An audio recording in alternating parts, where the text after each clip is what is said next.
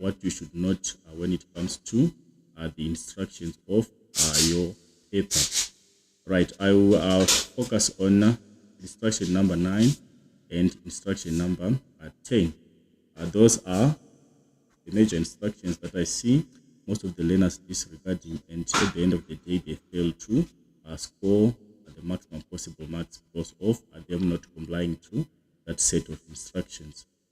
Right, when we look at instruction number 9, it says of answering in full sentences except when you have to state name or list or identify.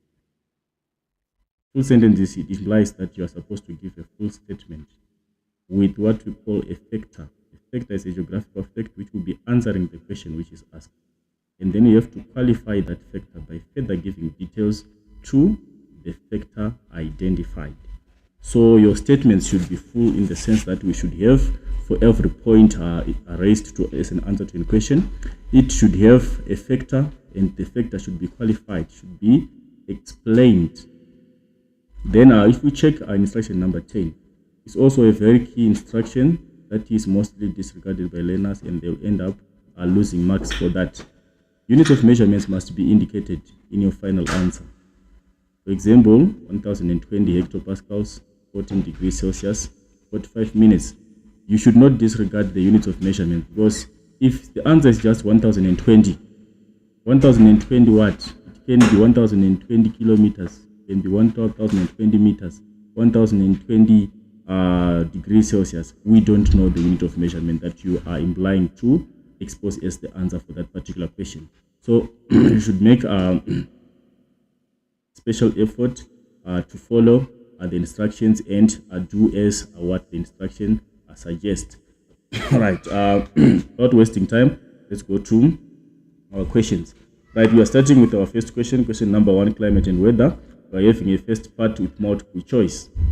Right, the first question is saying, in an urban heat island can be described as. Right, before we look at the answers there, I want to clarify on the urban heat island and a pollution dome, because those are two concepts which are usually interchanged but wrongly, or which are confused by most learners. Urban heat island, we are basically looking at an urban area whose temperature is higher compared to the surrounding countryside or the surrounding rural area. So whenever we have an urban area, because of the different factors that happen in an urban setting, we tend to find that the average temperature of an urban area is relatively higher compared to the temperatures of the surrounding rural area or the countryside. So that concept of the differences in temperature between an urban area and a rural area, that is what constitutes what we call an urban heat island. It's only a matter of temperature. We are worried about the temperature, the average temperature of an urban area compared to a countryside or a farmland. Right. So a pollution dome, on the other extent, we are looking at the concentration of pollutants in an urban area. Pollutants tend to concentrate in a given area, predominantly in an urban area, because of industrial activity and because of maybe the volume of traffic and all those activities that contribute towards emissions into the atmosphere. So if those emissions get to contribute into the atmosphere above the urban area, that is a pollution dome. So I think you can see the difference. Urban heat island is about temperature. An urban area having a higher temperature compared to a rural area. A pollution dome, basically we are looking at the concentration of pollutants of an urban area. So that's the distinction between those two.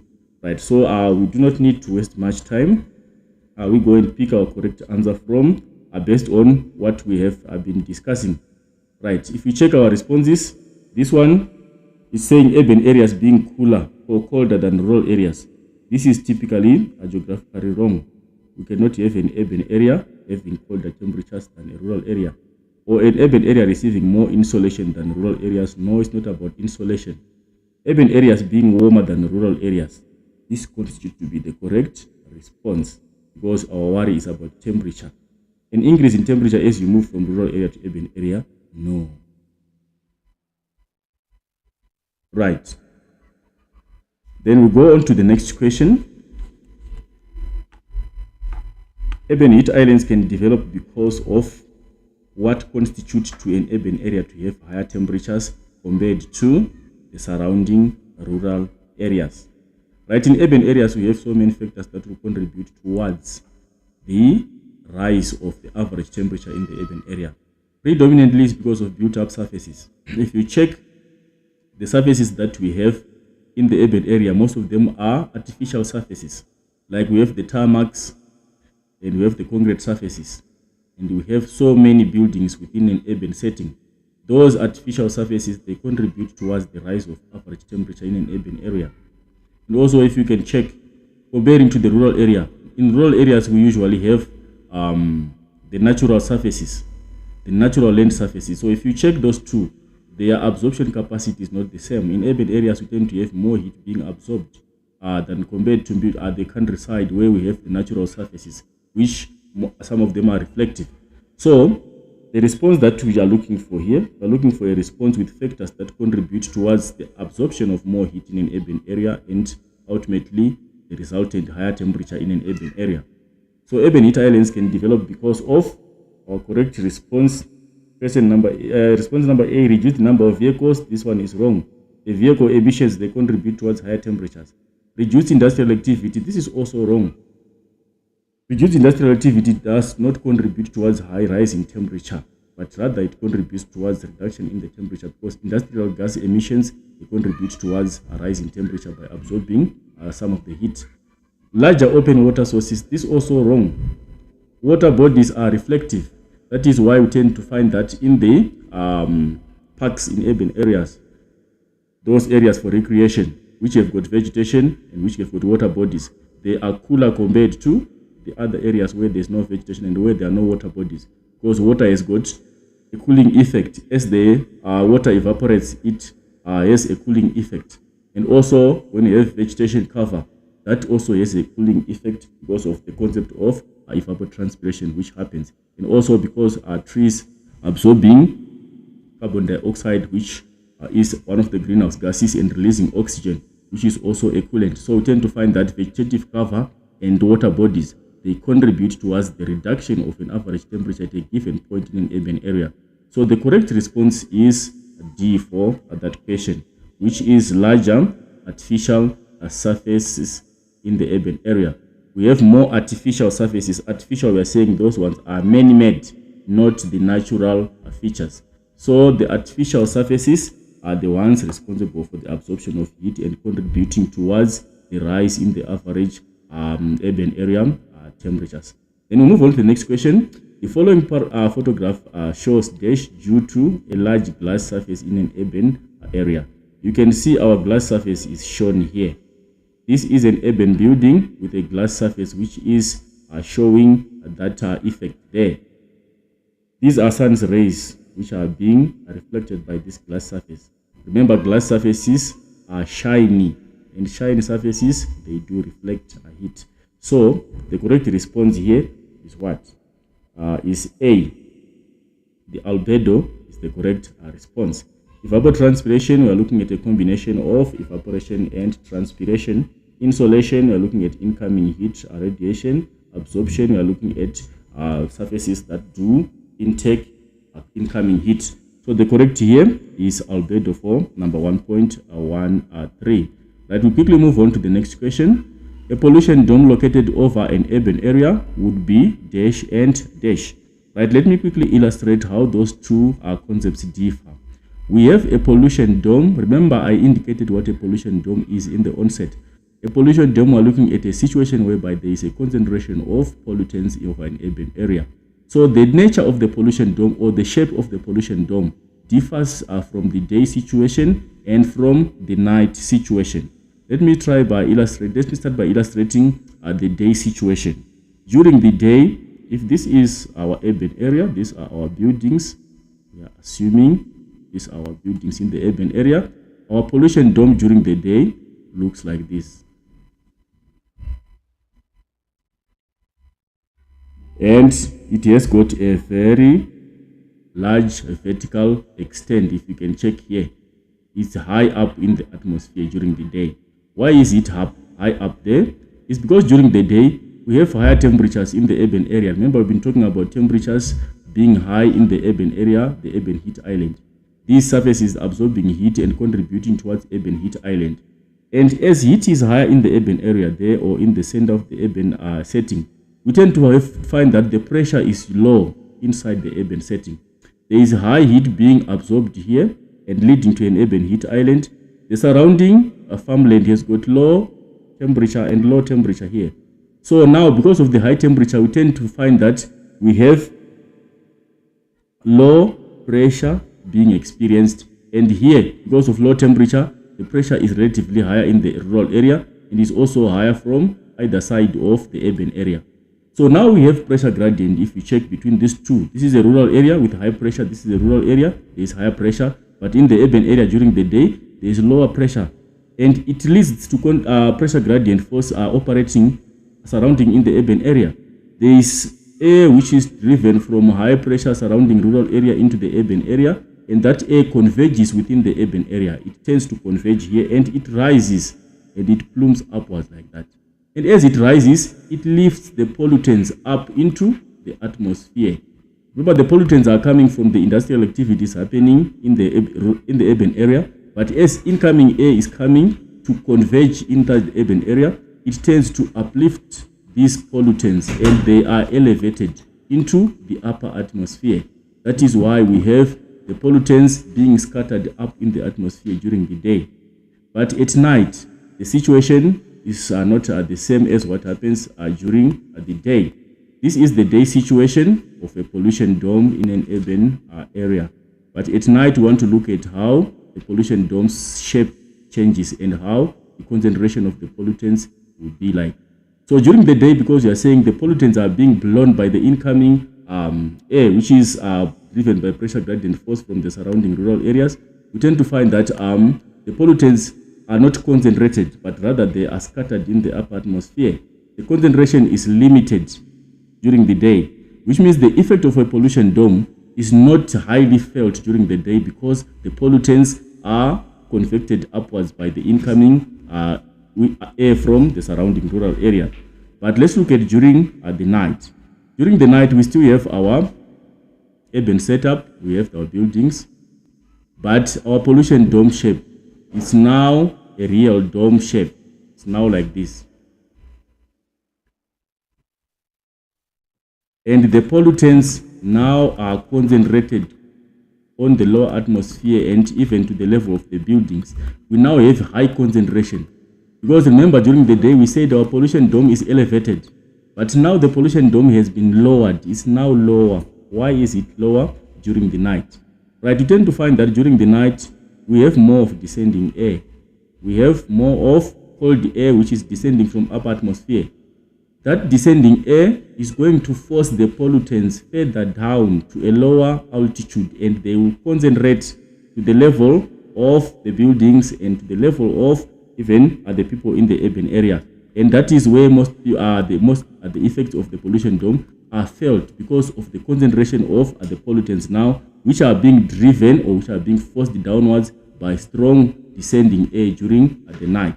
So during the day is elevated, is high up there, the pollutants are displaced vertically and are in the upper atmosphere. At night, the pollutants are concentrated because of the sinking air, which is forcing the pollutants further down. So basically, that's the concept or the idea behind the pollution dome during the day and the pollution dome during the night. We have seen the differences in the shape and the concentration of the pollutants. It's elevated during the day because of that effect of incoming air from the surrounding rural area because of pressure gradient. It ceases to exist during the night. The low pressure which used to exist over the urban area during the day is no more there, because now there's no more insolation, which was contributing to high temperatures and ultimately the reduction of temperatures within the urban setting. So during the night is now the opposite. We just have the pollution dome being lowered because of descending air, and apparently the concentration of pollutants will increase and it will affect the health and the activities of people staying in the urban area. So quickly, let's go to check our answers and find out the correct response based on the explanation that has just been given. Right, if you check the correct response, we should not waste time because I've explained the difference between those two. Our correct response for number 114 is response A. What is response saying? Response A saying Response A is saying it's higher during the day. I think you can agree on that. We have indicated that. And also, the other correct response is lower during the night. So it's higher during the day and it's lower during the night. So that combination of item number 1 and item number 3, we find it on combination A. So our correct response for this question constitutes to be A. Right, we move on to the next question. This question here is on valley climates. I will quickly explain the valley climates so that we are able to interpret and justify how we got those responses, or how we are justifying those responses as the correct answers to the given set of questions. Right, we have a situation of valley climates. These are examples of microclimates. Remember, we have microclimates and macroclimates in geography. Microclimates, when we're talking of micro with MI, we are looking at the climatic conditions of a relatively smaller geographical space. For example, an urban area or a valley. That is a microclimatic situation. But if we are looking at a macro with MA, macro now that covers a wide area, we are looking at the climate maybe of the whole of South Africa, or we are looking at the climatic conditions of the whole subtropical region. That is a macro geographical space. Right, so when I'm looking at valley climates, what you should note is the situation that happens in a valley during the day. It is not the same as what happens during the valley, during the night situation. I'll quickly explain the day situation and explain the night situation in as fast as possible so that we go to our responses and be able to figure out the correct responses and we move on with the discussion. Right, if we have a valley, right, I will start by indicating the conditions that happen in a valley during the day. Right. Our valley situation, it occurs in this manner. We have our valley inclined like this. Right, I will make the illustration here. Right, this is our valley. This is our floor of the valley. And we have, these are the sides of the valley. And this is another side of our valley. Right. What happens here? I also need to incorporate the concept of slope aspect here so that we touch on all those concepts. If you find them later in the discussion, we will just be familiar with those concepts. Right. We have what we call slope aspect. On slope aspect, we are looking at the orientation of the slope. Where is the slope facing? That has got an impact on what happens on the side of the valley. Where is the slope facing? This slope here, if let's assume we are geographically located in the southern hemisphere and our south is here and our north is there. If this valley is located in the southern hemisphere, our southern side is there and our northern side is here. Right, given the geographical knowledge of the location of the ITCZ and the general location of the position of the sun on a global scale, our sun is always located along the equatorial region. It varies between the 23.5 degrees north, which is the Tropic of Cancer, and it goes down to the Tropic of Capricorn at 23.5 degrees south. That is where our sun's overall position lies. So it means if we are in the south, our sun is always in the north. So we are saying if this slope is in the south, our sun is in the north.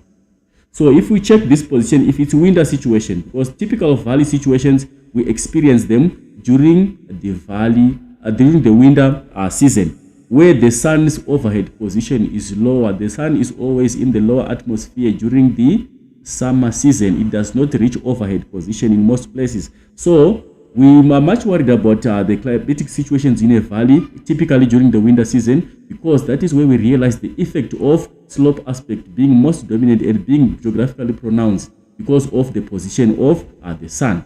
Right, if we check our sun's position, if there are sun's rays, insolation coming from the sun's rays are going to travel in a straight direction like that, in straight arrows like that, which will mean this part of the floor of the this slope of the valley here is the one that receives insolation.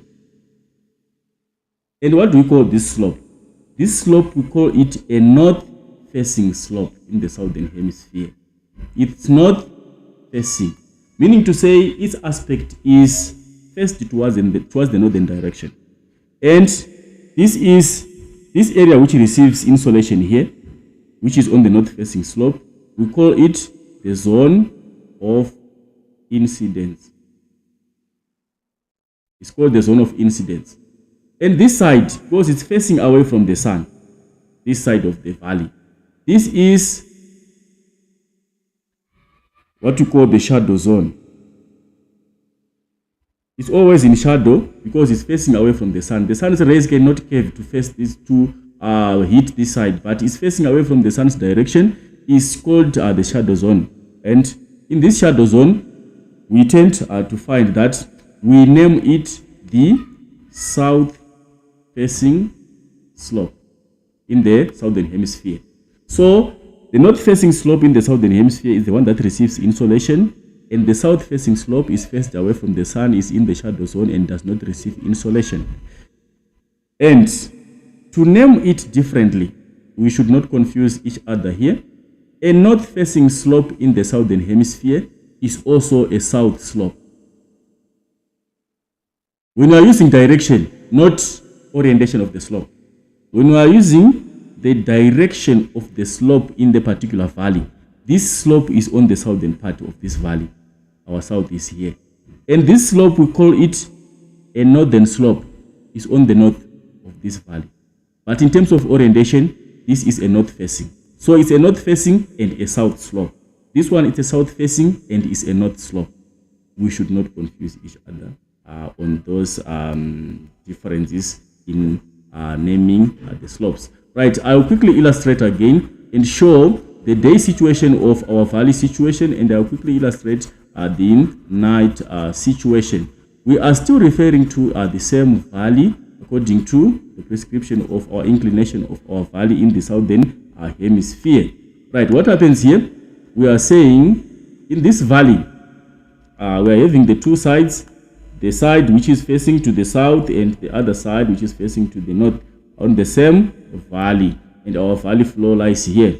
So during the day, because of insolation, this side of the valley is going to be heated. It's receiving heat and is receiving insolation from the sun. The temperatures here are going to be higher compared to the floor. The floor does not receive much heat and sometimes does not even receive the heat.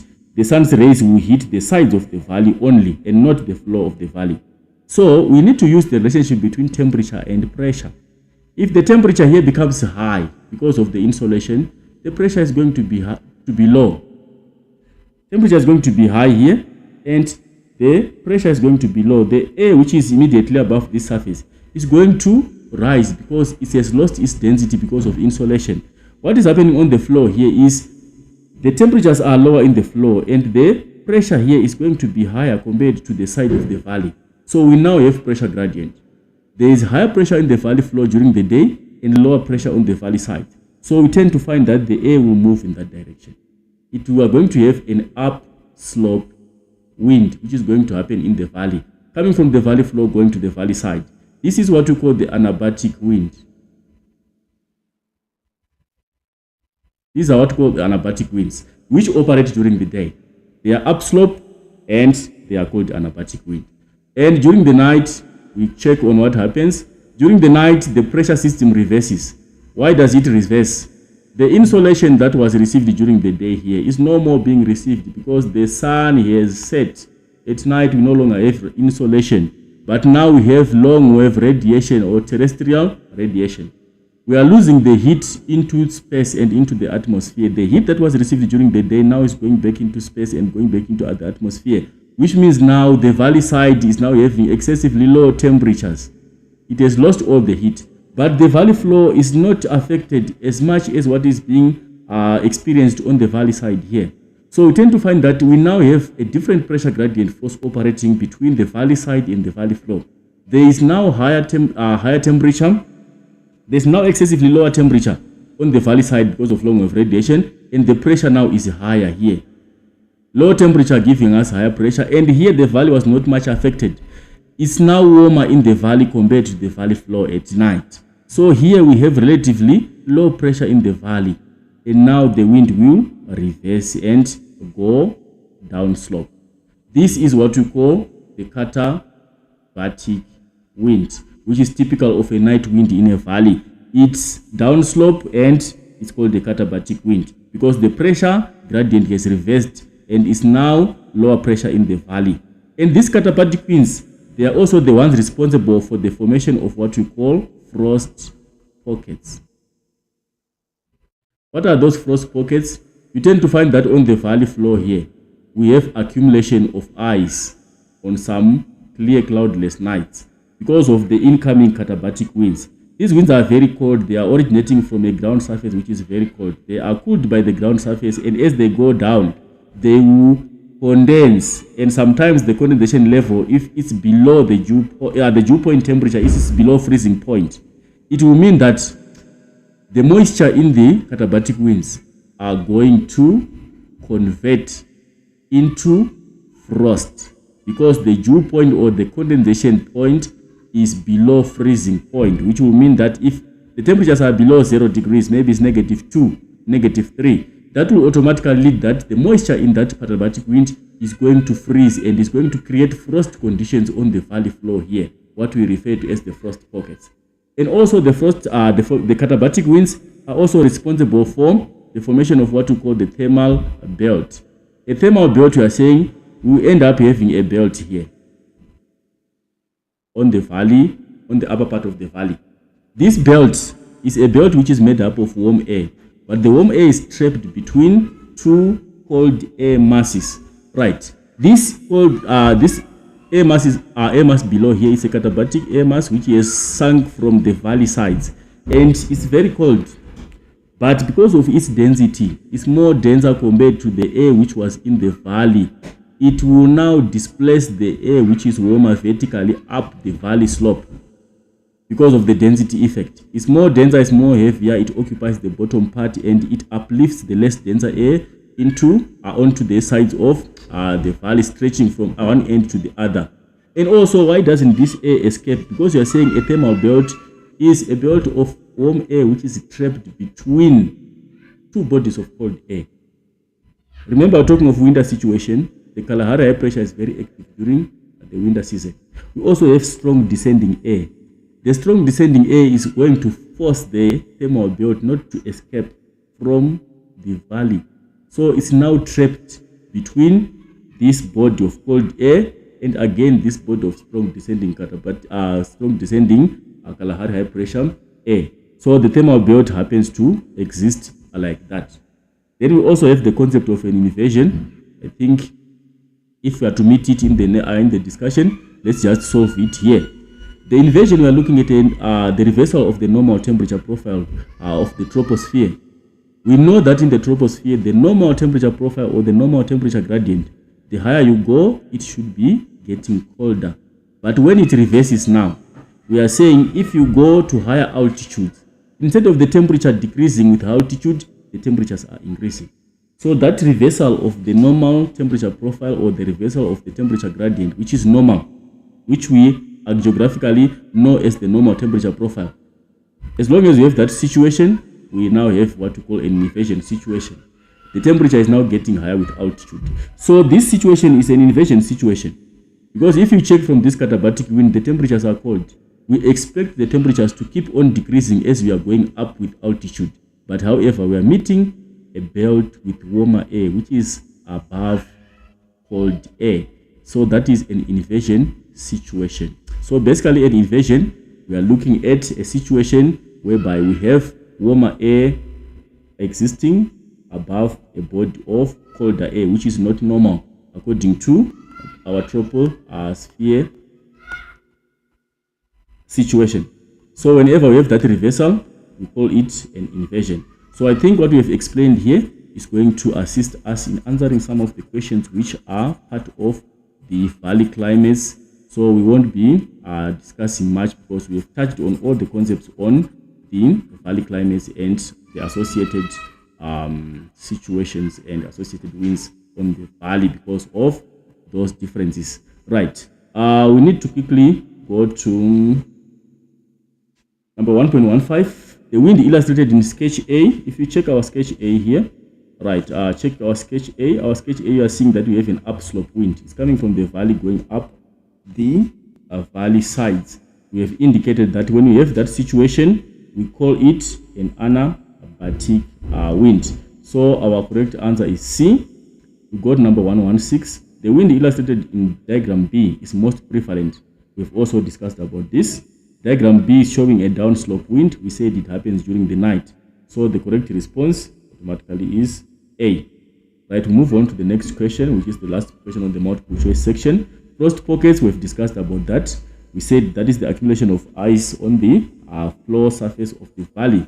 What causes that? We're likely to form in diagram B, because what causes frost pockets to form in diagram B is response A, the accumulation of cold air. The cold katabatic air is the one that is going to cause the formation of the frost pockets. Whenever the dew point temperature falls below the freezing point, whenever we have maybe -1 temperature, -2, -3, that automatically will lead to the formation of frost pockets, because the dew point temperature is now falling below the freezing point. The moisture in the katabatic wind is automatically going to convert into ice, and the accumulation of ice on the valley floor is what we geographically refer to as the frost pockets. Right, I think we've done justice with the first part. We need to quickly move to the next section and see how best we can give the responses of those questions which will follow. So sometimes when you're answering multiple choice questions, before you attempt the questions, you need to acquire the basic knowledge about the geographical concept being asked there. Before you guess the answers, you need to have the right knowledge of what happens before you attempt those responses. Because sometimes you might try to use the odd one out, but if you don't have the right knowledge, that will be some form of difficulty. Right, let's move to number 1.2. Number 1.2 is saying the global wind belt responsible for the general movement of mid-latitude like cyclone is D. Right, that question, I want to illustrate the global air circulation model quickly, and we look at the general wind belts that we have on the global scale based on the existence of the different pressure belts that are distributed across the globe. Right, I will put an illustration of our globe quickly, and we will try to explain as fast as is possible. Right, basically this is grade 11. I think you still remember when you start grade 12, you refer back to grade 11 basics of the global air circulation model. Right, I will illustrate the global air circulation model using our major latitudes. Right, the major latitude here, dividing our globe into two, the north and the south. This is the 0, which is the equator, and we have our 30 to the north. We are adding our 60 to the north, and then we last have the 90 to the north, which is the North Pole. Then we add our 30 to the south, we have our 60 to the south, and we have our 90 degrees to the south. Right, what happens here? Because of direct insolation, we have a low pressure belt which forms along the 0-degree line of latitude, which is the tropical or the equatorial low pressure belt. Right, and we go to 30. 30 is a high pressure belt. Because of the sinking air, the air which rises here, it sinks in this particular belt, causing a higher pressure. The same happens around 30 degrees to the south. This is a high pressure belt. Then we move on to the 60 degrees north and 60 south. Right, this one here, because of deflective force which is experienced here. Remember our deflective frequency, which is caused by Coriolis effect. Right, is minimal around the equator, and it increases as we go towards the polars at 90 degrees north and 90 degrees south. So because of deflective frequency, we tend to have more air being deflected around 60 and leading to a low pressure belt developing, and also we have a low pressure belt developing.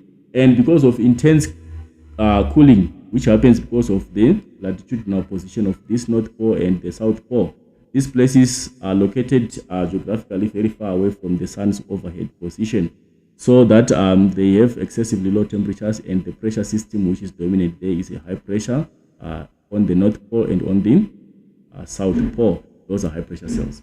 Then you also need to have the knowledge of Coriolis effect. Remember, we have pressure gradient force. Pressure gradient force drives the air from high to low pressure. So if you are following pressure gradient based on those pressure belts, we must be having air being blown from high subtropical and high subtropical south going towards the equatorial low.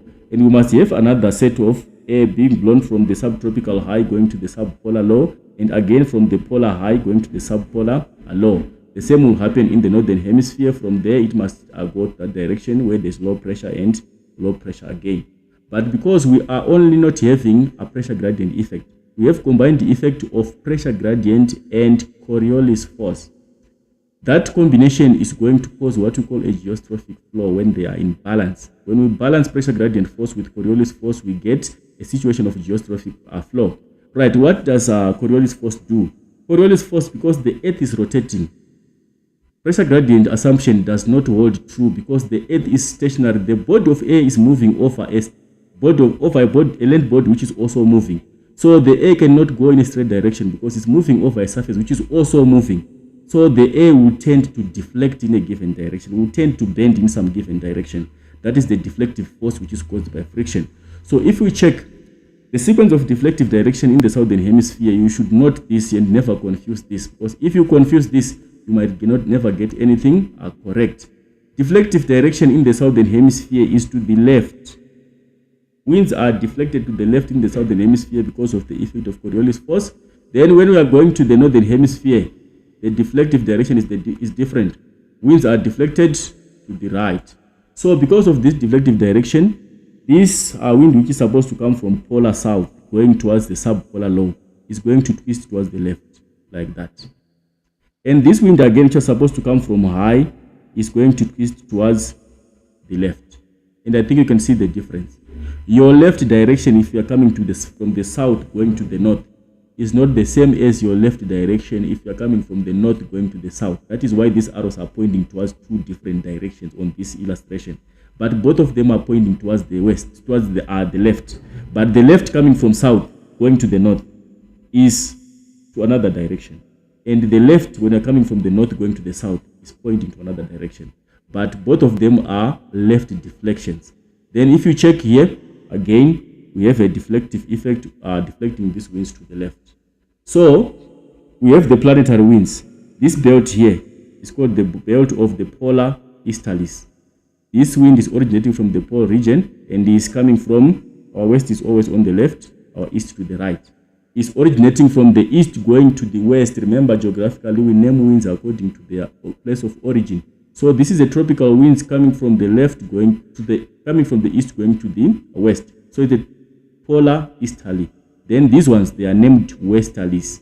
They are blowing in the westerly, from the westerly direction going to the east. Then from 30 to 0, these are what we call the tropical easterlies. They are in the tropical region and they are from east to west. We call them the tropical easterlies, or they are called the trade winds. So when you're looking at mid-latitude cyclones, they occur when we're talking of our latitudinal values. We're looking at 0 to 90. Those are our latitudinal values. The midpoint from 0 to 90, I think you can see that is around 45. So we have what we call the polar front, which exists around this region. The polar front, that is the belt which splits these two different air masses. This air mass coming from the north is a westerly wind, and this one is a polar easterly. They cannot mix and they are split by the polar front. And that polar front is the one that is responsible for the formation of mid-latitude cyclones. So, if you are looking at these two, tropical easterlies, they do not have any effect on mid-latitude cyclones. They are further to the north here. The tropical region is around here. These ones, they don't influence mid-latitude cyclones. But the most definite response is these polar easterlies. But to be specific, when you are looking at the movement of mid-latitude cyclone or extratropical cyclones, their general movement direction is from the west to the east. What makes them move from the west to the east is they operate under the influence of westerlies. But for this question here, our correct response is polar easterlies, because for their formative stage, the polar easterlies are the ones which are actively involved in the formational process of the mid-latitude or extratropical cyclone, or what we also call the frontal depression. Right, move on to the next question. This question is saying the diagram below shows the mid-latitude cyclone in the dash stage, initial or development. The initial stage of mid-latitude cyclone is not like that. The initial stage, we have a stationary polar front which is straight. When a mid-latitude is starting, it starts along the polar front which is undisturbed. In the initial stage, the polar front is not yet disturbed. It's straight. We have a straight polar front which is stationary, and we have the westerlies going in that direction. the polar easterly is going in that direction. That is the initial stage. The polar front is stationary, it's straight and is undisturbed. So this stage, you see that there is a wave here, which is starting to form, which means we are now in the next stage of the formation process of mid-latitude cyclones. So this one is the development stage, or what we also call the wave stage, not the initial. The initial has got a stationary polar front, which is undisturbed. This is going to be disturbed later on in the following stage of formation, either because of friction or drag between the two air masses rubbing against each other on the polar front. Right, I'll move on to the next question. The next question is talking about the diagram depicts a succession or a family of cyclones. A family of cyclones, we are looking at cyclones that occur in series, multiple cyclones that occur in the general same area, which are in a series. But if you look at these ones, you cannot qualify that these are a series of cyclones. These cyclones are forming in multiples in the same general area of a relatively short period of time. So basically, the correct response here is succession of cyclones. They are succeeding each other. They are forming in a short, in the same geographical space over a short period of time. And definitely, they will succeed each other. As one moves, the other one is going to occupy the space which has already been affected by the other. So the correct response there, we go for a succession of cyclones. Then we move on to the next question. The next question is talking about the mid-latitude cyclone again. Mid-latitude cyclones, you've got two fronts. We have a cold front and a warm front. Maybe to make it clear, a cold front, we are looking at a situation whereby we have cold air advancing towards warm air. If we have a body of cold air which is pushing towards warm air, that is what we call a cold front. And geographically, we use this symbol here as indicated. These are triangular inclinations which are added to this line here.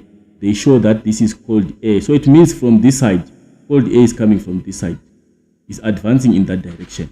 So the boundary which is marking the zone between cold air from this extreme west going to the east is the cold front. So this one becomes our warm sector. So the warm sector, we are saying in this area here, we have warm air. And on this side, these semicircular inclinations which are also put on this line, they represent a warm front. And what is a warm front? That is a boundary where warm air advances towards cold air. So cold front, cold air going towards warm air. Warm front, warm air going towards cold air. And also what you should note, why the warm sector will narrow with continued development of the mid-latitude cyclone is because of the movement speed of the two fronts. A cold front is more effective compared to the warm front. Why? Because of the density of cold air. Cold air is more denser and can effectively push towards cold air, towards warm air, and it will vertically displace it. So that is why the cold front moves faster, because cold air is more denser compared to warm air, and the front moves faster, advancing towards a zone occupied by warm air. But the warm front moves slower because warm air cannot effectively push towards a zone of cold air because it's less denser compared to the cold air. And remember, in the southern hemisphere, we have clockwise circulation into the low. So our air will be circulating like that, meaning to say this whole area is made up of cold air. Right, let's go to our question. Front B, or B is here, we've discussed that. Correct response is warm. That is a warm front.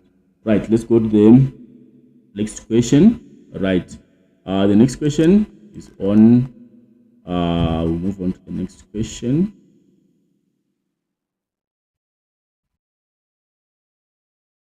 Right, quickly. The next question is talking about the fronts again, but this is now a cross-sectional, not an aerial view of the weather system. Is now shown as a cross-section. Right, we have our cold front, I think you can see there, and the cold front is having this towering cloud. Let me explain everything here before we answer any questions so that we can finish in the shortest possible time. Right, the cold front has got a steeper gradient. If we are to draw a cross-section of a mid-latitude cyclone, not the area that we are using, it looks like this. This is our ground surface, and this is our warm front. So this being our ground, we are saying this weather system is moving in that direction from west going to east. There is cold air here and there is warm air here. And because of clockwise circulation, we also have cold air ahead here. And remember we said the cold front, it moves faster compared to the warm front. This air here, which is in the warm sector, is gradually going to lose its space close to the ground because cold air is moving faster towards it and it is failing to move as faster as it being pushed from behind. So where will it go? It's failing to push cold air ahead of it the same way it is being pushed from behind. So the only way for this warm air to exist is to uplift itself and occupy the upper atmosphere. But because of the difference in the gradient of these two fronts, this one you can see it's steep and this one is gentle. The warm front is basically gentle. The upliftment that happens here is almost vertical because of the steeper gradient, but the upliftment that happens here is gentle, meaning to say condensation will start maybe here and will continue because the air is forced to rise vertically. This is going to lead to the creation of towering clouds of large vertical extent, like this one that you are seeing here. This cloud is got a very large vertical extent. It's very tall. It's a very tall cloud because of the strong ascendance of air, which is caused by the steeper gradient of the cold front.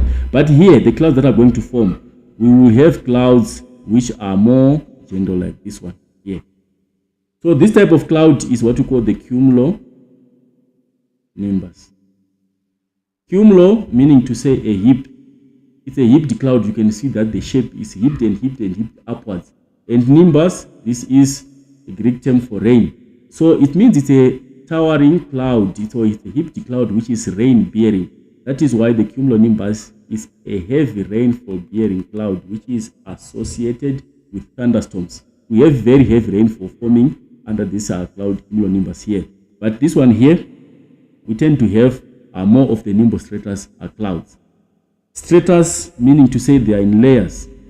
We have layered clouds, but they are also nimbo, meaning to say they are rain-bearing layered clouds, but not heaped as the cumulo. So we have the cumulonimbus, the heaped cloud, which is rain-bearing and which produces very heavy rainfall. But we also have this one here. It also produces high amounts of rainfall, but it's not heavy as this one here.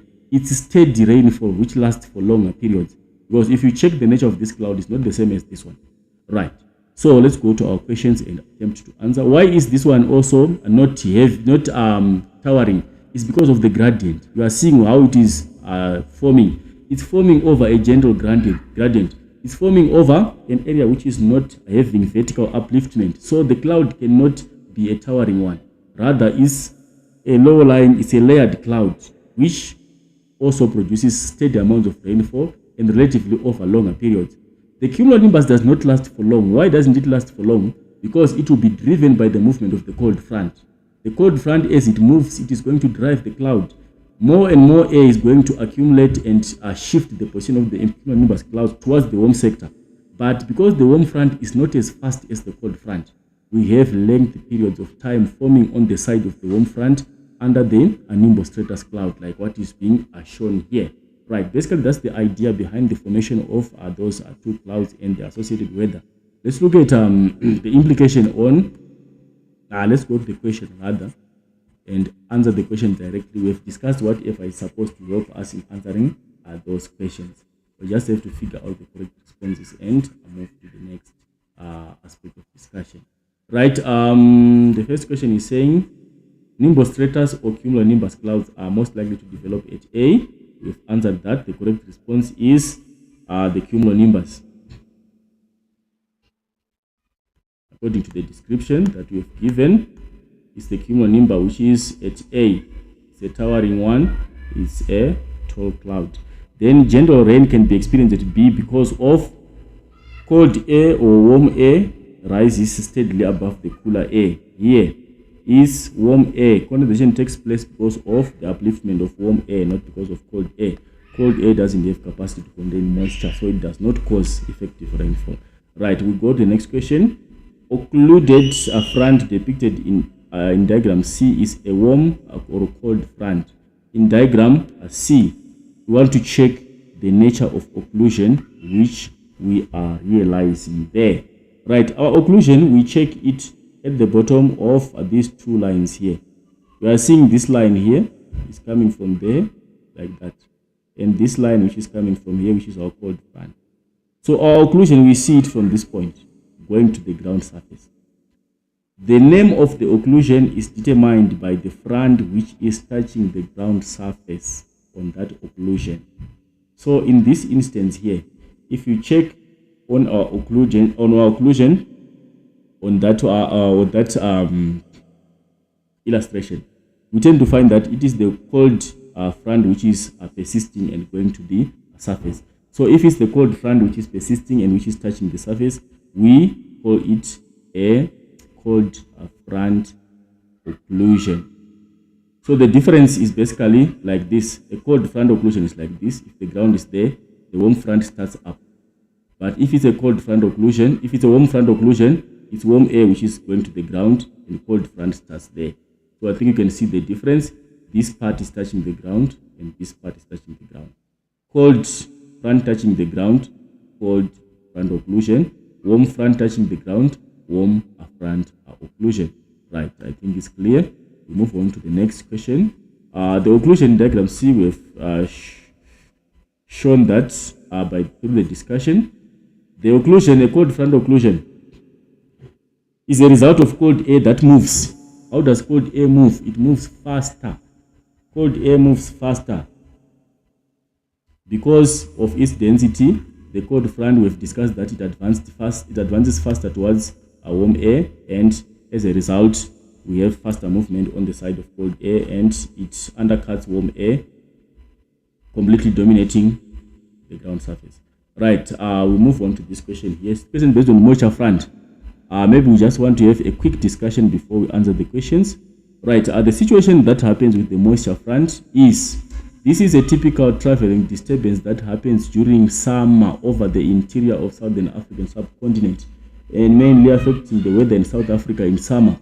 Right, the moisture front and the line thunderstorms, they happen because of the existence of the subtropical anticyclonic weather system that happen to affect South Africa. I think you remember the three high pressure cells that we have that affect the weather in South Africa. The two of them are indicated here. We have to the east, we have the South Indian high pressure. That is the anticyclone which affects the weather system in South Africa and Southern African subcontinent. And also to the west, we have the South Atlantic as indicated here. And also we have another high pressure cell which we typically experience over the interior here. That high pressure cell is called the Kalahari high pressure cell. It's the one that dominates over the interior. So maybe before we answer the question, we need to analyze how these anticyclonic circulations cause traveling disturbances over the interior during the summer season. The Kalahari high pressure cell has got a typical movement direction. The Kalahari high pressure cell, we call it its movement a vertical displacement. Vertical displacement, which means in some particular season, it's close to the ground surface, and in some particular season, it's elevated up in the atmosphere. So the Kalahari dominates the interior in winter. That is where we have strong descending air, and we have high pressure dominating over the interior.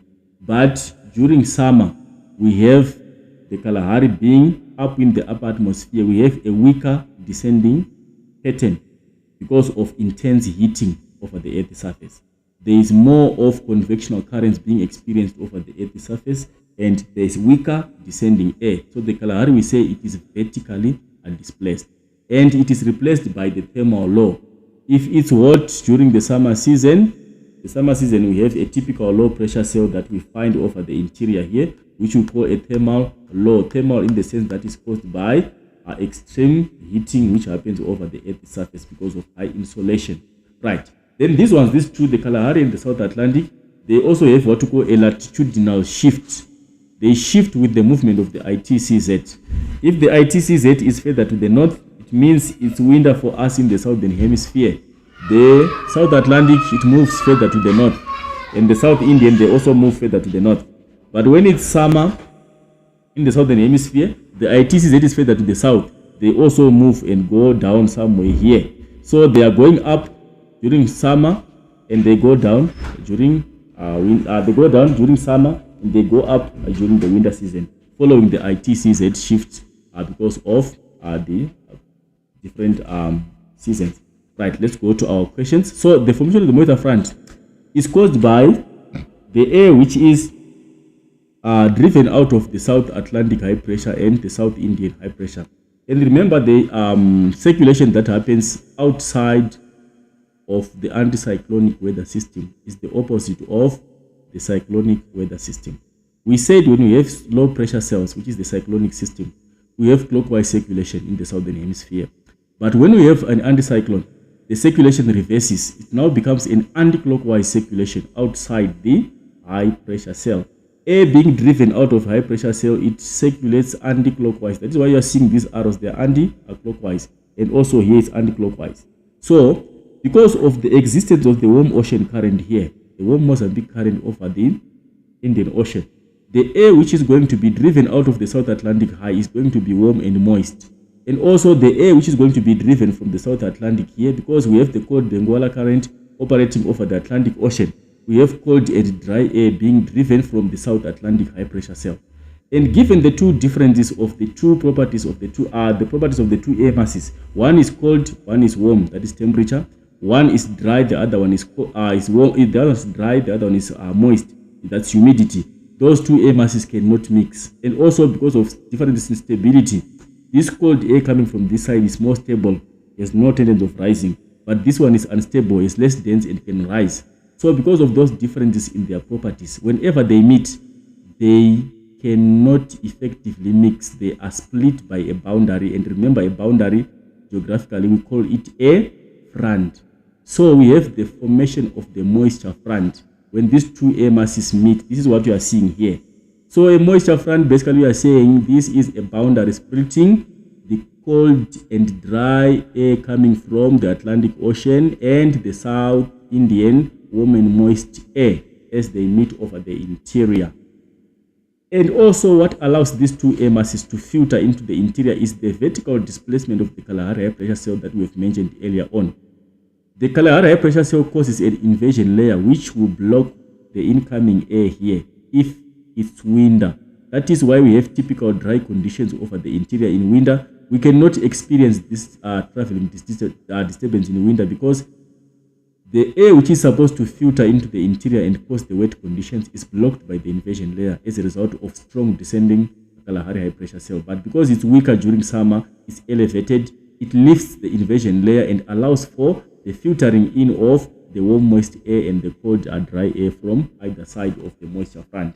Right, that is basically the idea behind the moisture front and the line thunderstorms. And the other thing, maybe you should also note where we have the line thunderstorms. The line thunderstorms, we have them lining on the east of the front. Why on the east of the front? Is because that is where warm and moist air is coming from. As the two air masses meet, the cold air undercuts, the warm air uplifts, and condensation happens predominantly on the eastern part. That is where the line thunderstorms will form. Right, we go to the questions. The first question is saying, what is a moisture front? We have defined that. The moisture front, basically, if you are to define it, we are defining it as a boundary splitting two air masses of different moisture content and temperature.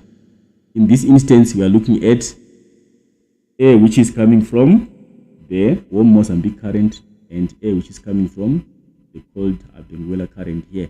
These two air masses are meeting here. This is the moisture front. And this is associated with the heavy rainfall. So it's a front, the term moisture, it implies to rainfall. So basically it's a boundary between the two different air masses, which results in precipitation being realized on the eastern side of the front. That is basically how you can fully define, address the concept of moisture and address the concept of a front. A front we know is a boundary. and moisture here is referring to precipitation. So what kind of a boundary? It's a rain bearing or it's a precipitation bearing boundary, which happens as a result of the meeting of the warm and moist air from the warm Mozambique current and the cold Benguela current, which is driven by the South Atlantic. Right, it's a concept, but basically you should address the basics of the concept. Right, we move on to the next question, number 132. State one piece of evidence from the diagram indicating that line thunderstorms are occurring. What piece of evidence from the diagram? We are seeing this. The conventional symbol that we use for thunderstorms, I think you must be aware, because that is grade 10. The conventional symbols that we use when we are interpreting weather, when we are doing synoptic weather maps, this symbol represents thunderstorms. So if you can see, we have 1, 2, 3, 4, 5, 6, all of them on the eastern side of the front. So that is clear evidence that we are having line thunderstorms there. They are indicated. Right. And they are on the east of the moisture front, like what you are seeing there. And in series, they are appearing one after the other in a line along the eastern part of the moisture front. Right, move on to the next question, number 133. Use information from the sketch and explain why there will be more clouds located on the eastern part instead of the western part. I think we've discussed that. Why we have clouds on the east is because that is where condensation takes place, because of the upliftment of warm and moist air coming from the South Indian high pressure. The situation, I think you know, is basically the same as what we were discussing when we were talking of mid-latitude cyclones, when we have a cold front uplifting warm air from the warm sector. It's basically the same idea, but here we are saying there is cold air coming from this side, it's more denser, and there's warm air coming from this side. The front is here between the two. This one is being forced to rise, this one is sinking. What is going to happen? This one, as it rises, clouds will form, and clouds are going to produce rainfall. Where are the clouds? The boundary is here, the boundary is there. That is where the front is, the moisture front. But the rainfall is on this side where the warm and moist air is coming from. So that is basically the reason why we should say clouds are located. So your argument should state that the warm and moist air is the one responsible for condensation. And the warm and moist air is coming from the east. It's being forced to be uplifted because of the denser cold air coming from the west, the southwest. And as a result, we have cloud formation on the eastern side of our moisture front, and also the line thunderstorms existing on the eastern part. In a paragraph of 8 lines, question number 134, explain how the summer location or position of the high pressure cells or anticyclones promote development of line thunderstorms. We have elaborated on that earlier on, but just for the sake of clarity, we can just indicate the points there. What you need to note first when you're answering that question, you should know your 3 high pressure cells and how they affect that. The Kalahari high pressure cell, we said it's vertically displaced. If it's summer, the Kalahari high pressure cell is up in the upper atmosphere. It is weak. There is weak descending air. So how does that contribute towards that weather system being developed? If the Kalahari is vertically displaced, it also means the inversion layer is above the plateau. Is another argument. Inversion layer is above plateau because the Kalahari high pressure cell is weak. And what is the implication of that? The South Atlantic high pressure and the South Indian high pressure, how are they going now to be effective? They are now going to be effective in feeding in moisture and cold and dry air into the interior because of the inversion layer which is above the plateau. And therefore, the 2 air masses will effectively meet over the interior, leading to the development of line thunderstorms and the moisture front. I think you can see the argument there. You are explaining how those cells will impact on the formation of line thunderstorms and the moisture front. First is the Kalahari high pressure cell's position. It's weaker, it's up. It's allowing the inversion layer to be uplifted and leaving the plateau clear so that the feeding in of this air from these cells. And also remember, we talked about the movement of these cells. These cells, it's a summer, they are somewhere around South Africa. They can effectively now feed in air over the interior because of their latitudinal position. Remember, we said they shift latitudinally to the north and to the south. If it is southern hemisphere summer, the ITCs that is to the north of the equator, they are also further to the north. But when it's summer, southern hemisphere, the ITCs that is to the south of the equator, and they also shift down towards around South Africa. So they will also be effectively feeding in warm and moist air from the east and cold and dry air to the interior because of their position. So basically, you have to relate those three anticyclones. You should have the knowledge of those three anticyclones, and you should apply it to the given traveling disturbance which happens during the summer season. Right, that was question number 1.3. We'll move on to the next question. The next question is basically on what we have also been discussing. Basically, the things are interlinked. Right, we've been talking about cyclones, and basically cyclones are low pressure weather systems. We've been talking about a mid-latitude cyclone.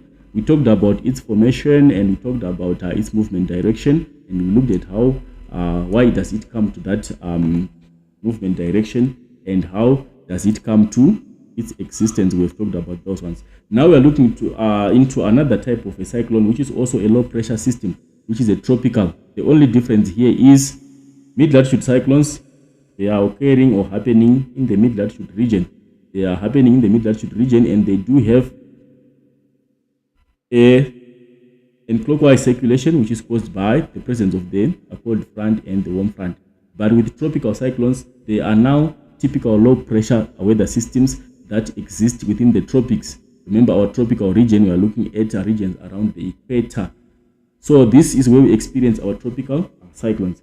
Right, without wasting time, there's an infographic here with the path which shows how that tropical cyclone Freddy moved from its place of origin over the Indian Ocean as it gets over Madagascar, getting towards Africa, and specifically into Mozambique and Malawi. Right, and also there's a satellite image. And also, if you check, what you need to note of a satellite image, you need to know the difference between the conventional symbols that we use for the mid-latitude cyclone and for the tropical cyclone. Right, our tropical cyclones, they are indicated, they are illustrated the same, not the same rather, they are illustrated somehow differently, but the symbol is basically the same, but its direction is different from the north position and the south position. Right, if you are looking at tropical cyclone, which is happening in the southern hemisphere, remember the circulation is clockwise in the southern hemisphere. So our tropical cyclone is illustrated like this. And if it's a tropical cyclone in the northern hemisphere, we said the circulation into a low pressure cell is anti-clockwise. It will be shown like this. That is the only difference if we are using synoptic weather maps and they are tropical cyclones which are indicated there. You should know that this is a southern hemisphere tropical cyclone. This is a northern hemisphere tropical cyclone, based on the differences of the rotors of our weather system symbol. Right, and also if you check here, our satellite image is showing clockwise circulation into the low. You can see that these clouds are wispy going towards a clockwise direction. Like, what are we saying here? We are saying if you check the inclination of these clouds, the clouds are inclined in that direction. You are seeing like that, the clouds. This is showing that the system is circulating in that direction, which is clockwise. And this part here is the central part of the system, which is the eye. So you should be also familiar when you are reading satellite images. These are clouds which are shown and are indicating that the weather system is circulating. And how is it circulating? It's in a clockwise direction because it's in the southern hemisphere. And the clearer part of the weather system, this central part, that is the eye of the system. And clearly it shows that that system is fully developed because the eye is very clear. When you see the eye being so clear like this, as indicated here, it means the system has fully developed. Right, let's go to the questions. According to the infographic, I think you'll go through the infographic. According to the infographic, what was the lifespan of tropical cyclone Freddy? That is extraction question. The answer, you get it exactly from the given infographic, from the text. It says more than 5 weeks, according to what was indicated in the infographic. So the response for that question, we find it here. It says deadly storm, weekend workout was exceptionally long-lived. Right. The response is it was an exceptionally long-lived and deadly storm that traversed southern Africa, Indian Ocean for more than 5 weeks. Our response is here. It lasted for more than 5 weeks. That is where we're getting our response for the first question. Move to the next question. Quote an example of infrastructural damage caused by tropical cyclone Fred as mentioned in the article. We are quoting here, which means we are just going to extract information which is relevant to our question. Our question is based on infrastructural damage. Infrastructure, we are looking at those facilities which are necessary for the economy to function. The facilities necessary for production of goods and services to take place in an economy. We talk of road networks, we talk of communication networks, we talk of buildings, we talk of rail networks, we talk of buildings and all those forms of infrastructure. So we are worried about where there is only an indication of infrastructural effect. So if you check here, you can see that it says the nation's power grid was crippled. Its infrastructure, the power grid, we are looking at supply of power, electricity. It was crippled, it was damaged by the cyclone. It's one. And also if you check here, hydroelectric dam rendered inoperable. It's also infrastructure. The dam is used to generate electricity. So it's also an example of infrastructural damage which would have happened in that particular context. And if you also check here, damaging many homes, you can also qualify. Right. Let's go to the next one. What suggests, describe the rotation of winds as depicted in the satellite image. We have shown that the wind is circulating in a clockwise direction. We are in the southern hemisphere. In the north is the opposite. Right, move on to the next question. Suggest 2 possible reasons why tropical cyclone Freddy intensified from a category 3 to 5 between 11 February and 19 February. If we check here, it was category 3 here, and it became 4, and it became 5 as it was moving across the ocean. Then it weakened over Madagascar, like what we are told. It re-strengthened over the Mozambican channel, and it became more stronger and affected Mozambique and Malawi. Why did it transform from here to here? Why was it changing the category? By category, we are saying the wind speed was increasing and its intensity was also increasing. So we want to look at the reasons which are favorable for the intensification of tropical cyclones over the ocean. Right, we can talk of the warm ocean currents, which is responsible for the fueling of the tropical cyclone. They need relatively higher temperatures for them to intensify. So this is a warm ocean current. This is a warm ocean over the Indian Ocean. It can contribute towards the intensification. Or we can talk of high humidity. Tropical cyclone, they need humidity for their development. So we have high amount of humidity over the ocean. They are also contributing towards that. And also we can talk of the release of latent heat as condensation takes place. Because remember, tropical cyclone, they need the release of latent heat. So latent heat is also released as condensation is taking place over the ocean. That is why it was intensifying rather, as it was moving from 11 February to somewhere 19 February. Then we'll go to the next question. The next question is saying, suggest 3 strategies that the local, what could have caused the rapid weakening of tropical cyclone Fred when it made a landfall in Menancheri? Right, that one is a land body. Why do tropical cyclone weaken as they go over land? That is the question. Right, number 1 is frictional drag. There is friction that happens over land. Remember, over water, it's a smooth surface. It's an even surface which is smooth. The system can intensify. The circulation can be effective over water, but as it gets over land, there is frictional drag that is going to happen. There is friction. So that friction has got an effect of reducing the intensity and weakening the cyclone. So friction can be one reason. We explain it in detail. And besides friction, we can talk of limited moisture. We said the system is strengthened by the feeding in of moisture. There is no more moisture over land. It got over land. There are fewer water bodies over land which can feed the system and make it stronger as it used to be. So there's limited moisture. And also you can talk of cooler temperatures over water, over land.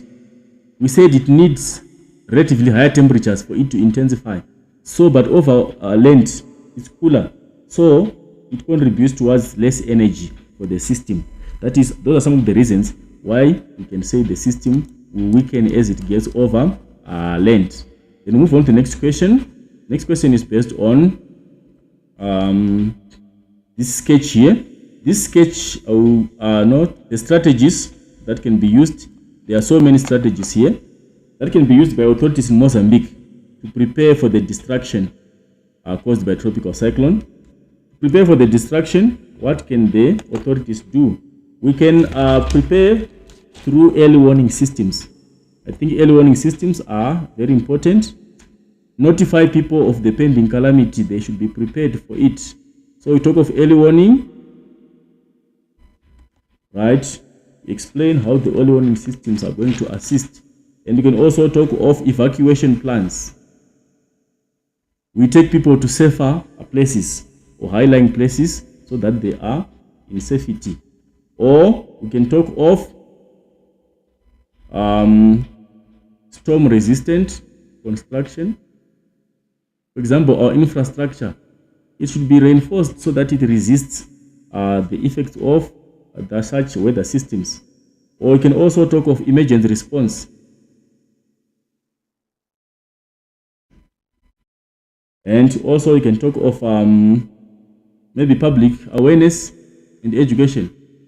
Let people know, give public awareness and education to the people so that they know what to do and what safety measures are to take given the coming of the cyclone. So basically there are so many strategies that could have been implemented for the sake of tropical cyclones. And remember, tropical cyclones are the most destructive storms on earth. They are destructive because of their strong winds and their heavy rainfall. So whatever we do, we need to ensure that people are safe and are prepared for the coming of such a weather system. Right. This one I'm not going to waste time. We've explained this. This is related to what we have been talking previously on the question on the traveling disturbance. This is the inversion layer. An inversion layer, we've discussed about it earlier. We are saying an inversion layer, this is a layer of warm air which is above a cold air. And this inversion layer here is going to block the incoming moist air. If you see here, our inversion layer is touching the plateau here. This is our interior of South Africa, and this inversion layer has been forced lower and it's blocking the incoming warm and moist air from the Indian Ocean, which means this air has no access to get into the interior to cause wet conditions. But here, the inversion layer is uplifted and the warm moist air is going to get to the interior and cause rainfall over the interior. So this is a sketch for winter situation. That is why we have dry conditions. The inversion layer blocks the incoming warm and moist air. In summer, there is weaker descendants. The Kalahari is vertically displaced and is not very active over the land surface. So the inversion layer is uplifted and warm and moist air from the Indian Ocean will get access to the interior. Right, number 1.51, definitely that one we have pre-discussed it before when we're looking at the valley climates. So just to repeat it, we can say it's the reversal of the normal temperature gradient. Our normal temperature gradient, we know that temperature should decrease with altitude. But if temperature increases with altitude, that is an inversion. Or we can say it's when a layer of warm air forms over a layer of cool air. Like what you are seeing, there is a layer of warm air which is above. And this warm air here is the inversion layer. Right. We move on to the next question. Which sketch is A or B represents the winter season?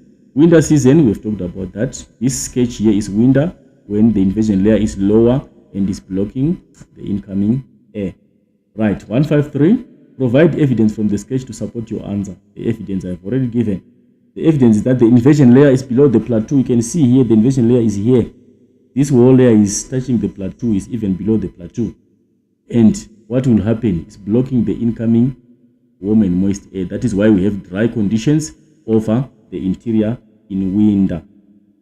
Or warm and moist air cannot reach the interior because it's blocked by the inversion layer here, which happens in winter.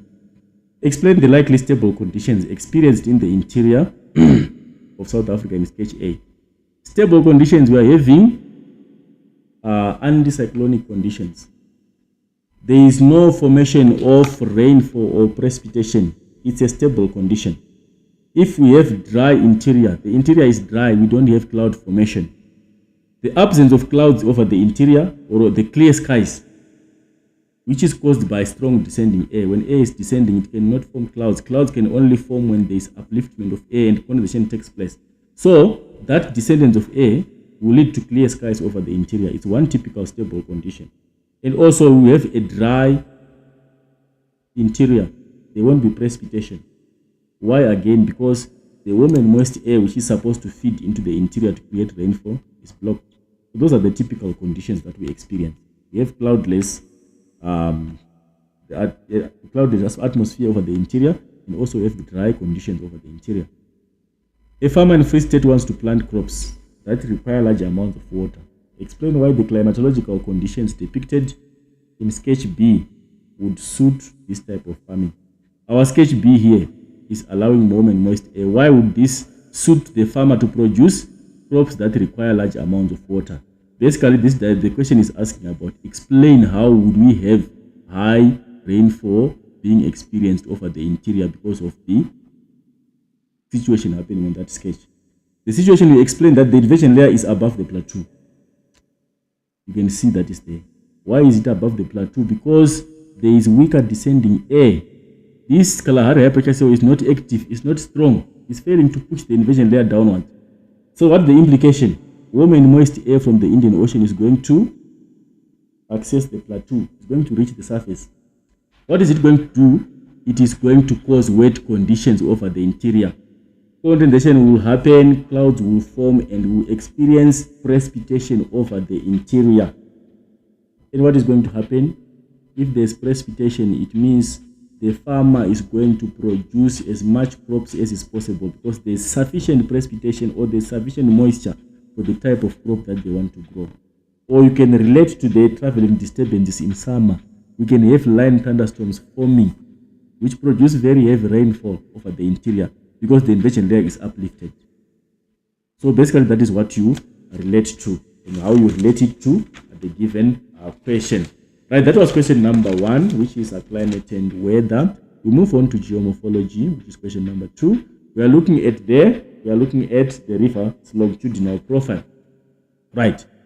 Question number 2.11. The longitudinal profile in the diagram represents A or N river profile. If you check here, we have this and we have that. We have this sudden drop in gradient which we are experiencing here. Our river channel seems like it's smoother from there, but here we have a sudden fall in gradient, then it continues like that. What kind of profile is this? If we are to relate to river profiles, right? This qualifies to be an ungraded profile, which is Z. Ungraded, we are saying the river does not have a smooth concave shape from its origin as it goes towards its until it reaches its mouth. So it's ungraded. The river course indicated by X on the longitudinal profile is in which course? By X you can see from this starting point until somewhere there.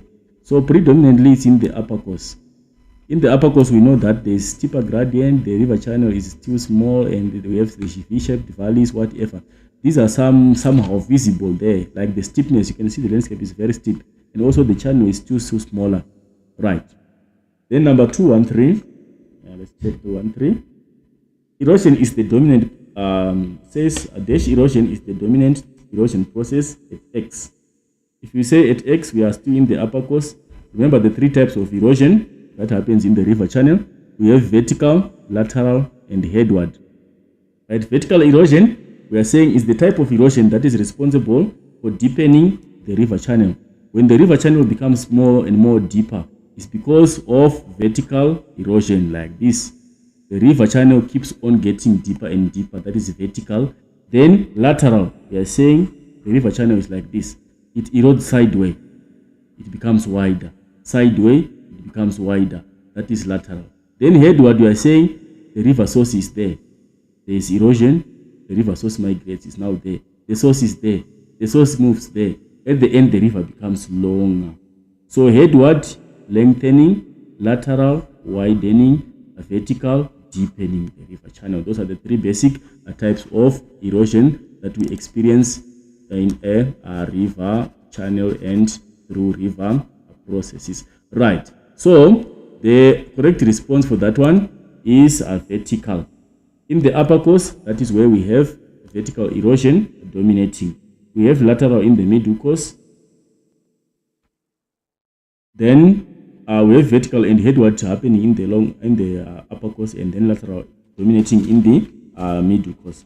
Then the sharp drop in gradient indicated at B at this point here. The gradient is sharply falling. That is a waterfall. Right, we go on to the next question, number 215. Dash erosion may result from the removal of the temporal base level at B. Removal of temporal base level at B. If B is removed, the river now becomes a dash erosion may result in the removal of the temporal base level. The temporal base level, we are saying it's a waterfall. If it's like this, water is flowing from there, is plunging down and it continues. How can we remove this? This one here, if you can see, the water, if you check it, the waterfall, we said it retreats upward. It retreats up the stream. So what kind of erosion which can be responsible for the retreating of the waterfall up until it reaches a grade? That is basically because of the effect of headward erosion. This waterfall will keep on migrating. This part it crumbles, this part crumbles, this part crumbles until we have a grade. So this temporal base level is going to be eroded headwardly and until the river attains a smooth concave shape. Then the number 216, after the removal of the temporal base level, when it is removed, it's giving us a nick point here like this. The river is starting from there, it's going down, it's continuing. If it's removed, the river becomes a smooth concave like this. So it's Z for that one. Then the last one, the flow is predominant on the slope of the river profile as indicated at S. And if you check at S here, we are in the lower course of the river. We are feeding into the mouth, which is the sea. So we have two types of flow. This is what we call the laminar flow. And this is what we call the turbulent. Turbulent, we are saying the flow surface is not even. The water is plunging up and down and is having an uneven flow. But if the flow surface is smooth, the water will flow quietly. So what is likely to happen in the lower course? In the lower course, we are likely to have this kind of flow, which is Y, a laminar flow, where the water flows quietly through the channel, because now there is less of erosion happening there, which will make the surface uneven. The surface is more even because there is less erosion taking place in the lower course of the river, and the river flows quietly. The turbulence is mainly realized in the upper course because of the dominance of vertical erosion, which makes the surface uneven, and as a result, the water will be plunging up and down as it flows through the channel because of the incidence of vertical erosion. Right, move on to the next question. A drainage pattern that is formed as a result of melting ice is known as, when ice melts, it creates a drainage pattern which does not have a definite shape. So the correct response is deranged. Then where number 2.22, A or N drainage pattern does not match the geology and topography of the surrounding landscape. Which one doesn't match? Right, the correct response is superimposed. Right, we're going to explain between the superimposition and the antecedents. How do those two differ? Right, when a drainage system is superimposed, it means it's put onto a new landscape.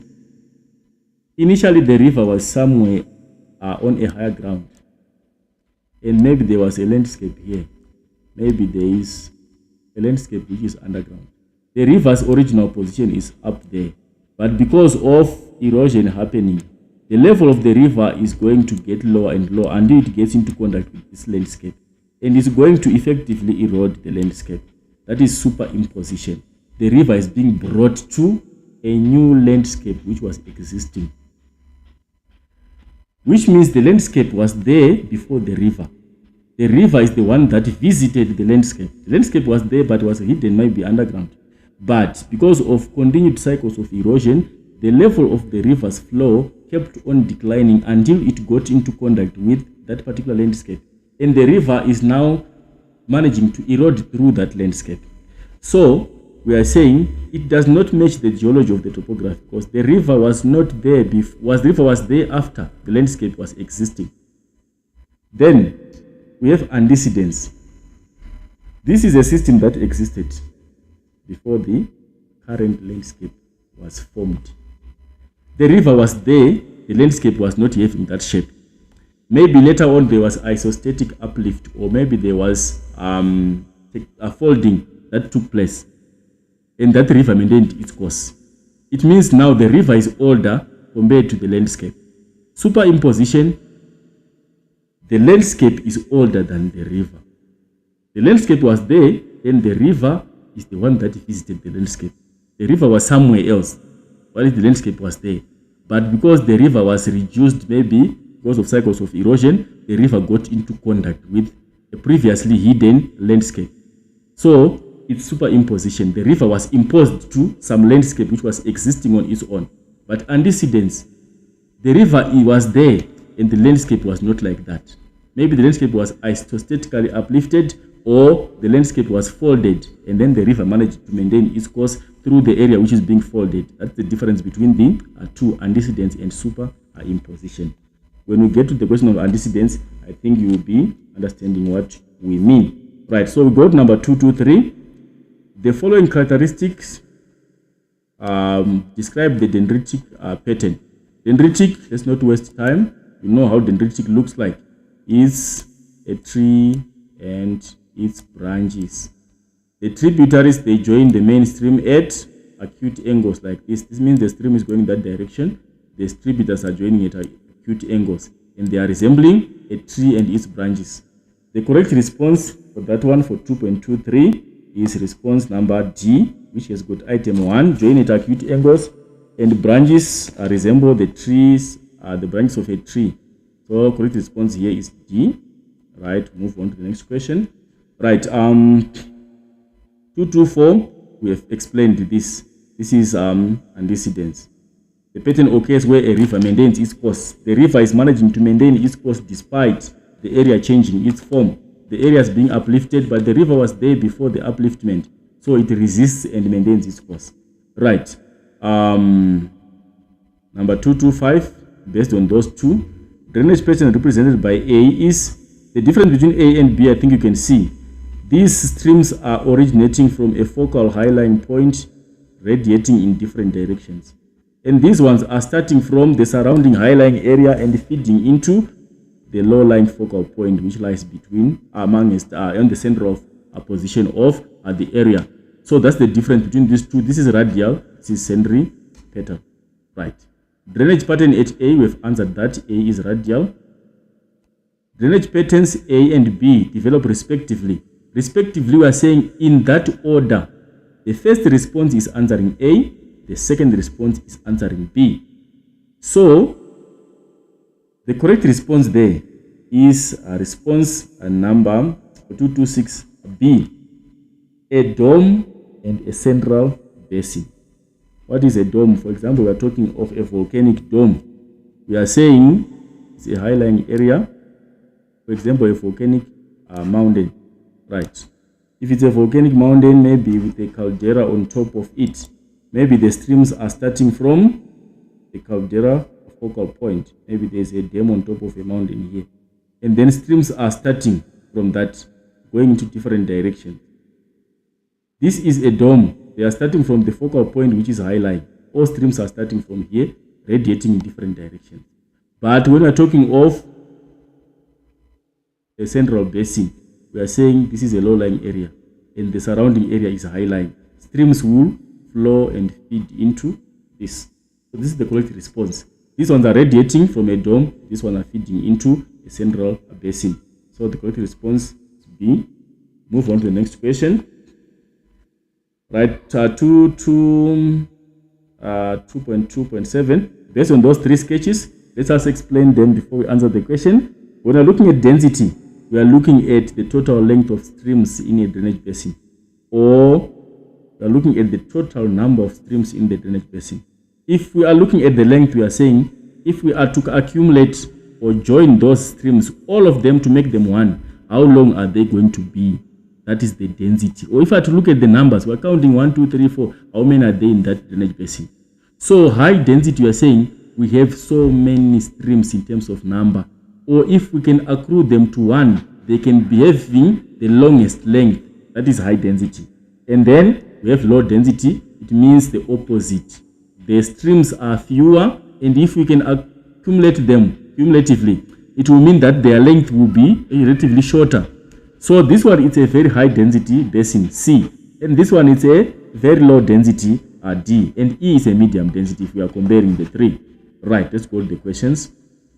Arrange the sketches A, D, and E according to the increase in drainage density. We have explained that. The correct response is the lowest density is D. We move on to E, we go to C. So DEC is the correct response, which is D. The drainage density in sketch C represents a drainage basin in a region with dash gradients and dash permeability of rock structure. If you look at sketch C, that is the highest density. In terms of steepness of the area, for us to have high density, we need a steep sloping landscapes. For streams to form, we need surface runoff and less infiltration. So how do we experience more surface runoff in terms of gradient of the landscape? The area must be steep so that the raindrops cannot have time to filter into the groundwater storage, but rather they flow over the surface and create more streams. That is with the steepness. So it's the opposite. Where there's flat land or where there's land is gentle, we have less or we have low density. Where we have steeper gradients, we have more density.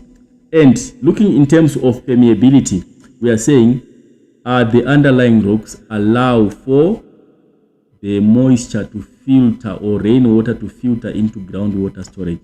If the rocks are disallowing, it means in that particular area, we tend to have a high drainage density because much of the water cannot get into groundwater storage, but rather it finds its way on the surface, creating more streams.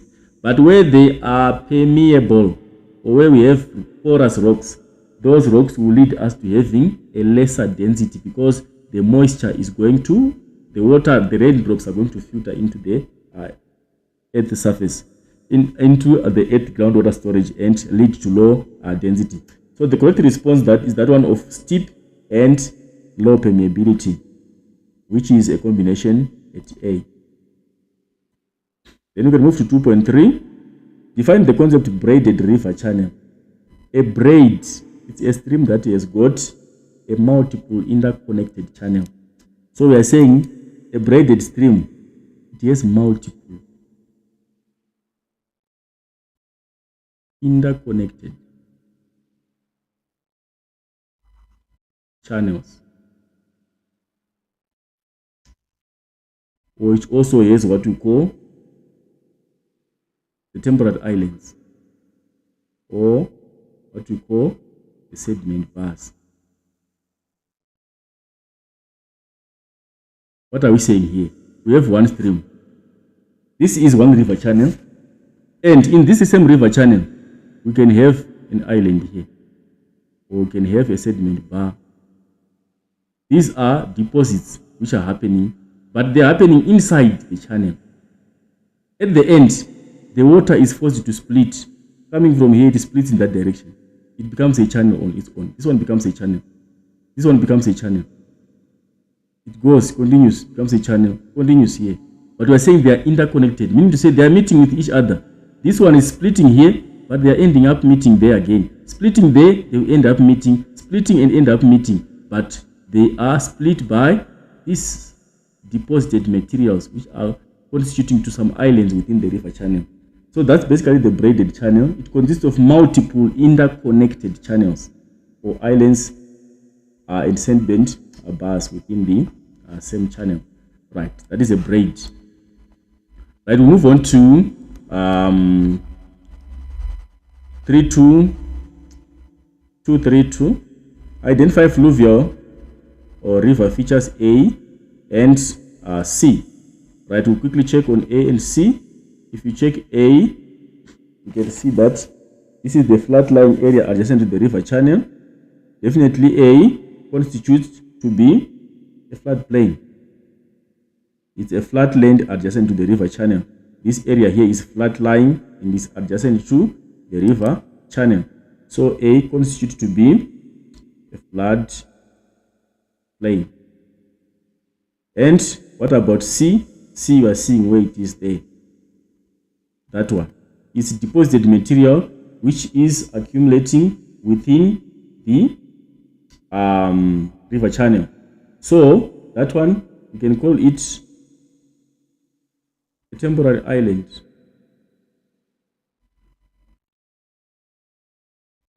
Or we can call it a braid bar.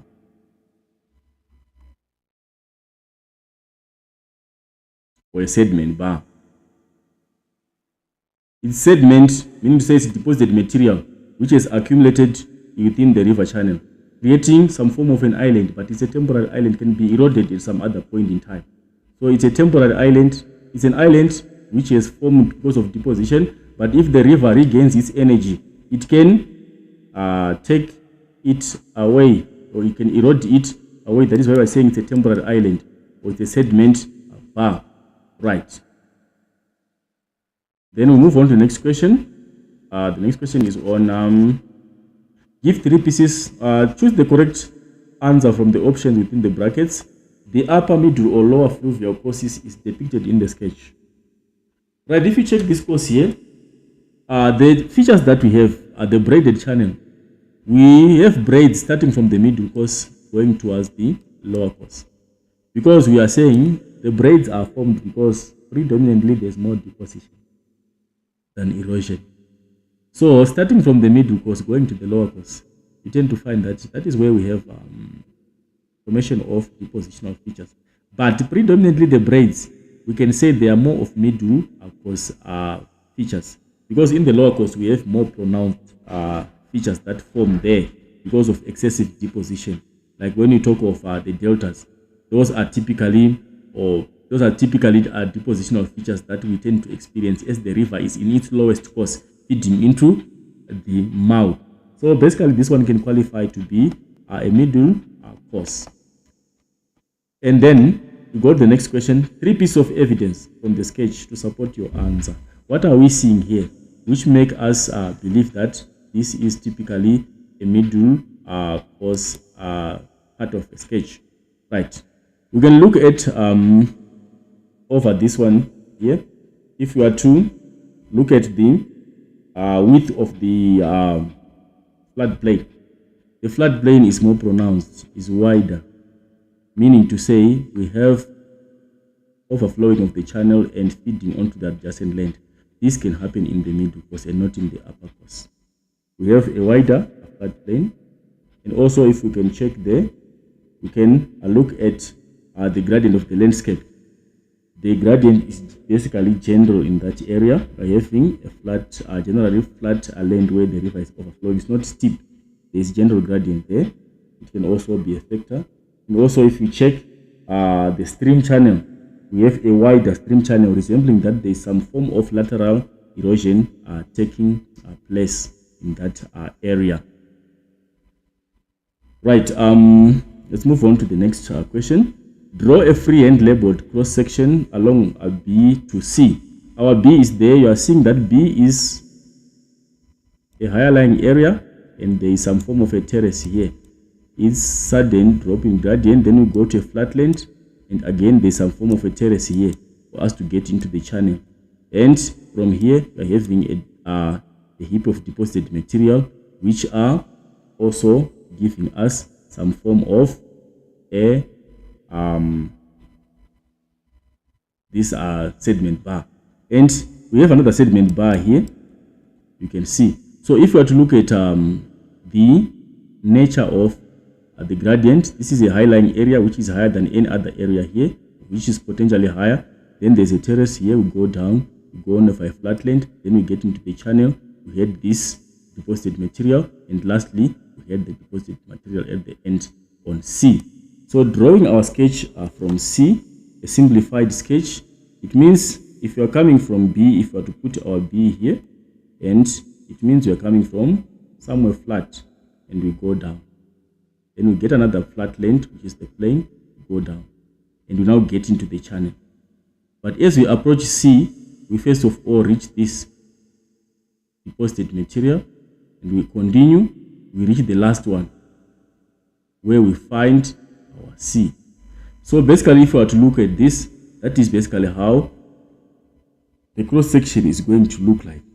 We have something like a flat length from B, slightly smaller, then there is some form of a terrace here, then we go to the flat plane, then we go to the channel. But within the channel, there is the accumulated deposit here, which is this one. And again, we get back to the channel, which is lower, and again we have another set of accumulated material or deposits here.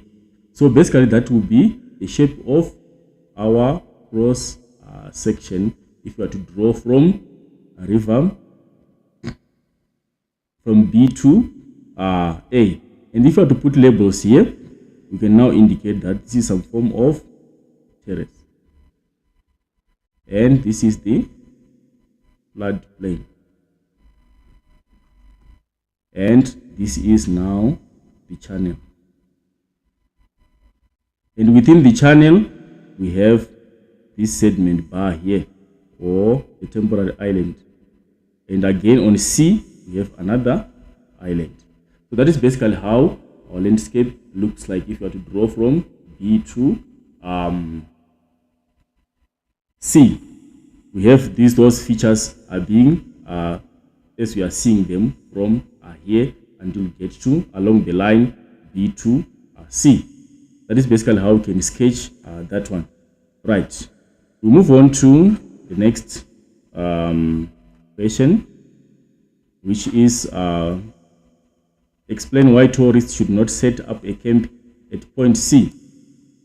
If you are a touring person, you have toured the river, you wanted to explore whatever is happening in the river, you are advised not to camp at C.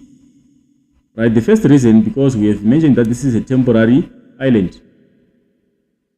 It's a qualifying factor that you cannot camp on a temporary thing. Temporary thing can disappear at any point in time. It being temporary, it's at great risk, or it's prone to flooding. It's very prone to flooding whenever there is high discharge from up the stream. So it's not advisable. That feature is temporary. It's not permanent. And as you can see, it is within the river channel. So it being not temporary and it being within the river channel, it also means that there is high risk that if there is a flood happening, which might have happened upstream, they are going to be swept away while they are on this temporary feature. Let's go to this one here. It's on stream pirates. Define river capture. I think what is important here is for you to indicate that there are two rivers, and those rivers, what differentiates them is their energy. River capture is when a more energetic river, in this instance we are saying one river has got more energy, a more energetic river intercepts. That is what is important. Talk about the energy. What does the more energetic river do? The more energetic river, it intercepts. Use proper geographical terms. Interception. It intercepts what? The headwaters. Headwaters meaning to say water coming directly from the source. Headwaters of what stream? Of a weaker stream. That's the process of piracy. A more energetic river intercepts headwaters of a weaker stream. That's basically, in simple terms, that is how you can define river capture. Or a more energetic river intercepts the headwaters of a less energetic stream. That is stream piracy or river capture in simple understanding. Right, let's move to the next question. Provide a geomorphological term for the features indicated, labeled a high-lying area labeled A and a resultant feature of river capture labeled B. High-lying area labeled A is this one here. You can see there is one river here, Mhlapise, and Litaba is here, and there is a high-lying area which is separating those two rivers. A high-lying area which separates two distinct river systems or which splits two drainage basins is called a watershed. So that is a watershed. It's separating two distinct basins or two distinct river systems. A resultant feature, and also what you should note here, there is what we call a watershed and what we call an interfluve. Those two are usually confused for each other.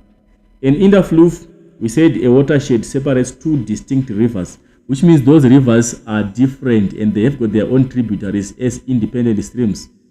But an interfluve, it's a high-lying area which is separating two streams, but those streams are within the same drainage basin, or they are streams of the same river system.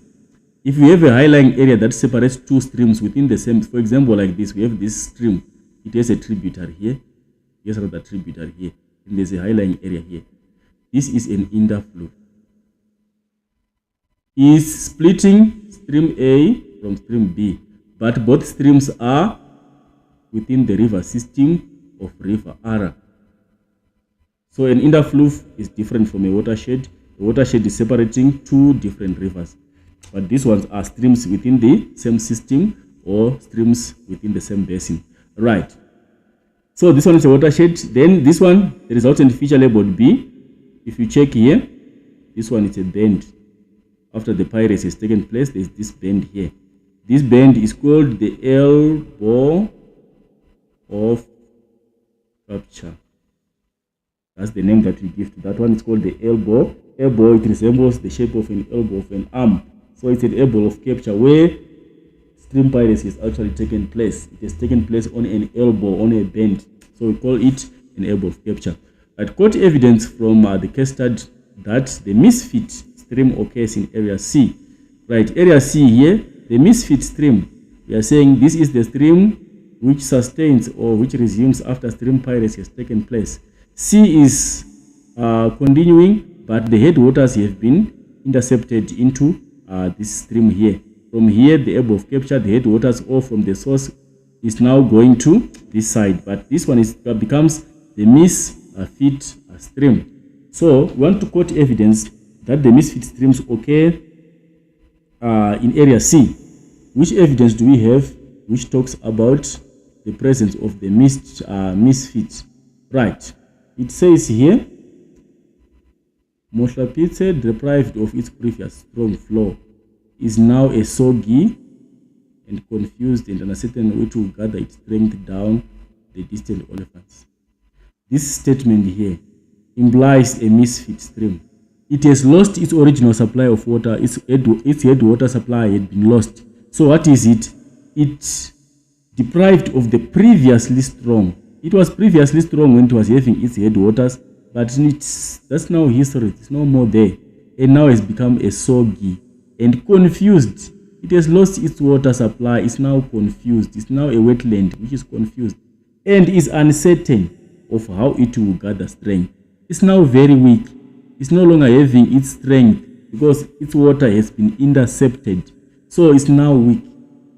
That is basically where we capture the quotation which links us to the response to that question on the misfit, which is talking about the stream which is trying to keeping on existing after the process of piracy has taken place.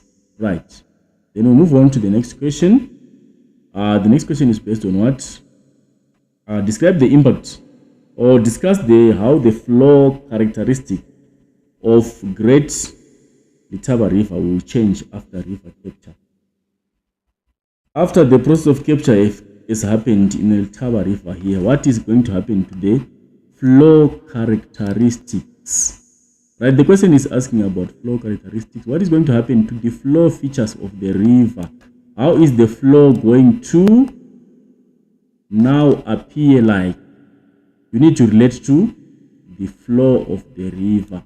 So what you need to note there, this one here is captured water from the weaker stream. It means automatically its flow feature will now be having high discharge. It's now having high discharge. Why does it have high discharge? Because of the headwaters captured. It has managed to capture headwaters of another river, and now it is now having high discharge. There's now high discharge in that river because of the captured headwaters. Or it is now having high volume. The volume of the river is now high because it has captured headwaters. It is now additional water from the headwaters of the weaker stream. And you can also talk of its erosive feature in terms its flow feature in terms of its erosive power. What is going to happen to the erosive power of the river? The river is going to have more energy, or is going to rejuvenate. I think you understand the rejuvenation, where the river regains its energy to cause vertical erosion. This river is going to get more erosive power. It's going to cause more erosion on its channel because of increased energy from the headwaters captured. And also deposition is going to happen to the deposition. There's going to be less deposition because of the increased velocity of the river. Deposition will only happen if the river's energy falls below the minimum required to transport a given set of load. And also what is going to happen to the velocity? We talked about volume. Velocity definitely is going to increase. The river will become faster in terms of its flow because of re-energization which comes from the headwaters captured from the other stream. So when you're looking at a flow characteristic, relate to the discharge level or the volume, relate to its capacity to erode, relate to the level of deposition happening, relate to the velocity of the river. Those are the key features that you should address. And when you're talking of flow characteristics as being affected by the process of river capture, and you should be able to relate to describe how they happen to change after the process of capture has taken place. Let's move on to the next question. Describe the impact on farming activities along the Mohlapitse River after river capture. What is going to happen to farming activities? We've seen that the flow features of the river are attributed towards the favor in terms of the discharge of the river and the volume. How is that going to impact on farming? Definitely we are going to look at the other side of the river, where the river has lost its discharge, because we are looking at this side here for this question, and we are looking at the flow features is the capture stream. There is more velocity on this side, but we are looking at what is going to happen on this side here, where the waters have been captured. What is going to happen for this poor stream whose water has been captured in terms of farming? Right, we'll look at activities like agriculture are going to be disrupted. There's going to be less water for irrigation, which means it's going to negatively impact on farming activities.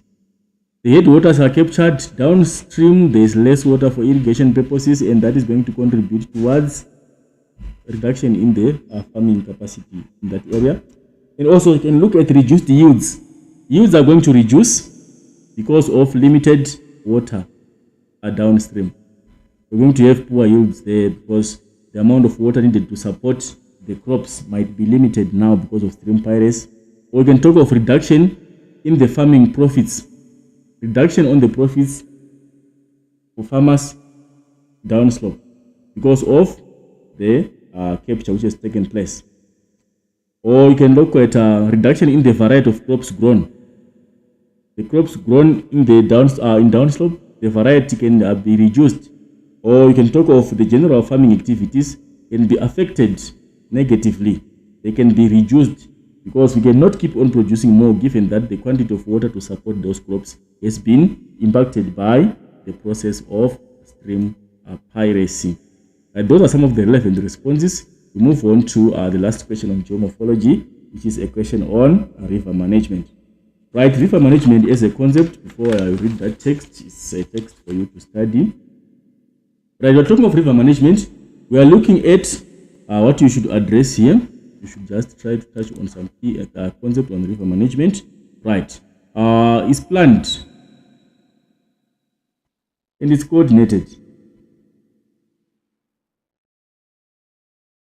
It's not just something that can be done anyhow without a fixed plan. We need to know what is happening and we need to implement strategies on how to deal with the problems.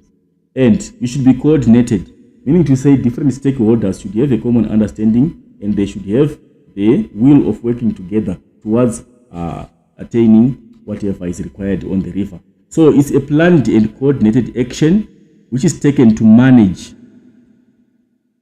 and regulate the use of rivers or use of river resources and protecting the river ecosystems and the surrounding environment. Our target is we want to protect the river resources. We want to protect the river ecosystem and we want to protect the surrounding environment on the river. But how? We have to plan for it and coordinate it, work together. That is river management. So it's planned and coordinated action which is taken to manage and regulate the use of river resources and protect the river ecosystems and surrounding environment. That's the geographical concept. You can define it in your own understanding, but it should address the basics of managing a river. It should address of taking care of the rivers. It should address the basic concept of conserving our river resources for the benefit or sustainable use of our river resources. That is basically what you should address. Right, what is the main source of pollution which resulted in the closure of beaches? We are told that the beaches were closed here, and we are looking at sewage leaks which are being talked about there. That is the major cause of the closure of those ones is because of raw sewage which was leaking. Then court evidence from the article that suggests that the lack of infrastructure maintenance resulted in the pollution of the rivers. Right, if we come to our text here, we find there's a section which talks about critical infrastructure. We'll check here. Right, it says the roads and critical infrastructure, including a number of water treatment plants and pipes, were damaged in the last season of flooding and have not yet been repaired. That is where we get our response. The response is relating to a lack of maintenance of infrastructure and is contributing towards pollution of the water bodies. So mainly the pipes which were damaged and were not replaced. It means those water treatment plants and their pipes, they are leaking sewage into the rivers and they are causing pollution. Right, court evidence from the article, we talked about that, number 254. What impact might the pollution mentioned in the article have on the natural environment? The pollution mentioned here, we have the impact which is indicated here. It says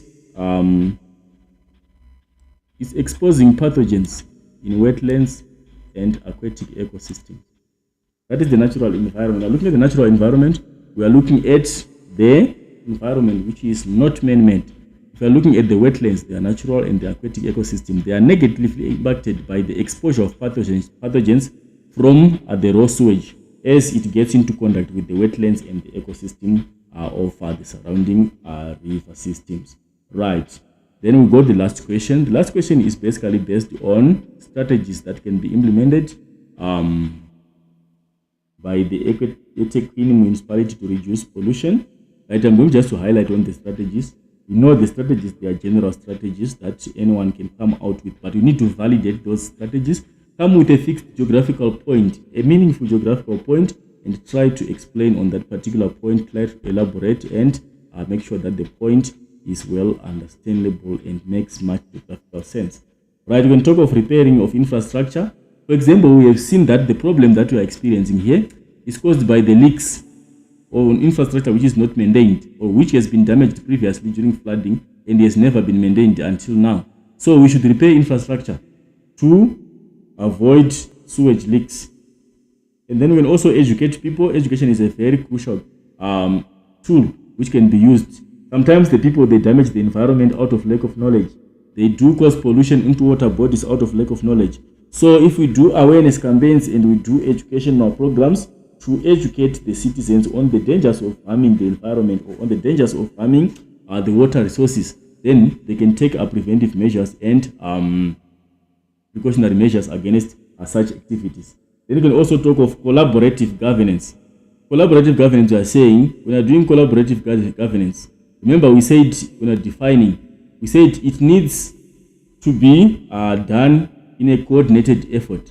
So here we are looking at collaborated effort. It's not only the municipality which should take initiative, it should collaborate with other stakeholders. For example, businesses. Businesses can also be encompassed in the process of conserving the resources, the rivers, and they can contribute resources. Or engaging the church community, engaging whatever community, engaging the local community, engaging whoever is there, so that we work together and attain the desired goal. So we need collaborative effort. The municipality should try to work with other stakeholders responsible or other stakeholders concerned, so that there is one voice towards restoring the water resources which are damaged. Then we can also talk of restoring natural habitats.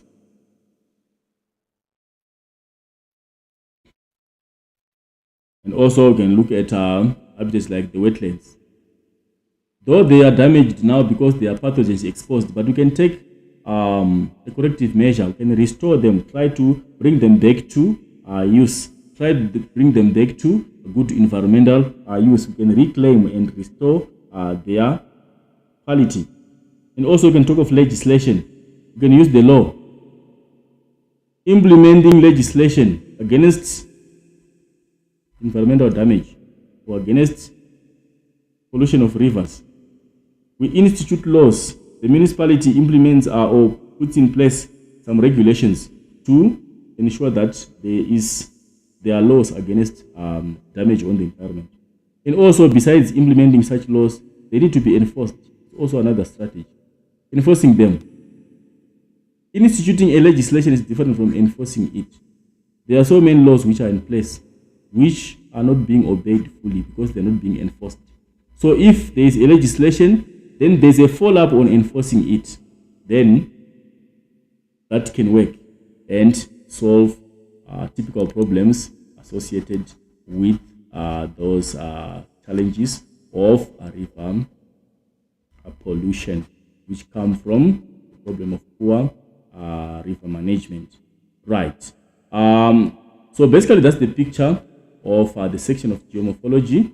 If I comment on the content that was required in the paper, or to comment on the level of difficulty of the paper, I would comment it as a fair paper.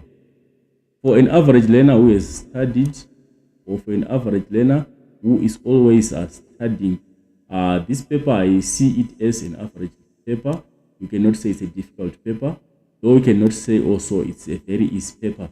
It's not very easy, but it's not a difficult paper. It's basically a fair paper if I'm to take it from the perspective of an average performer, which will imply that we expect maybe learners attaining grades which are maybe ranging from level 5s and level 6s, and the distinctive one always getting their level 7s.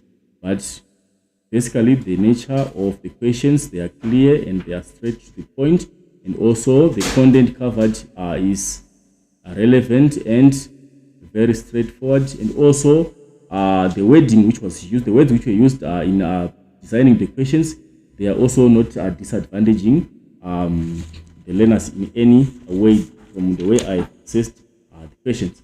Right, then we move on to our last section, which is the map skills and calculations. Right, the map that we are using for this discussion is a map based on the topographic map first as usual. It's an extract 3026 DA, Aliwal North, And the orthophoto map is an extract from the topographic map, which is extract 3026 DA19 Ducatole. Right. And as usual, you should remember that our maps, they are drawn into according to the two different scales. We have the scale for the topographic map, which is 1:50,000, and the scale for the orthophoto, which is 1:10,000. Right. We go to the first question on map skills.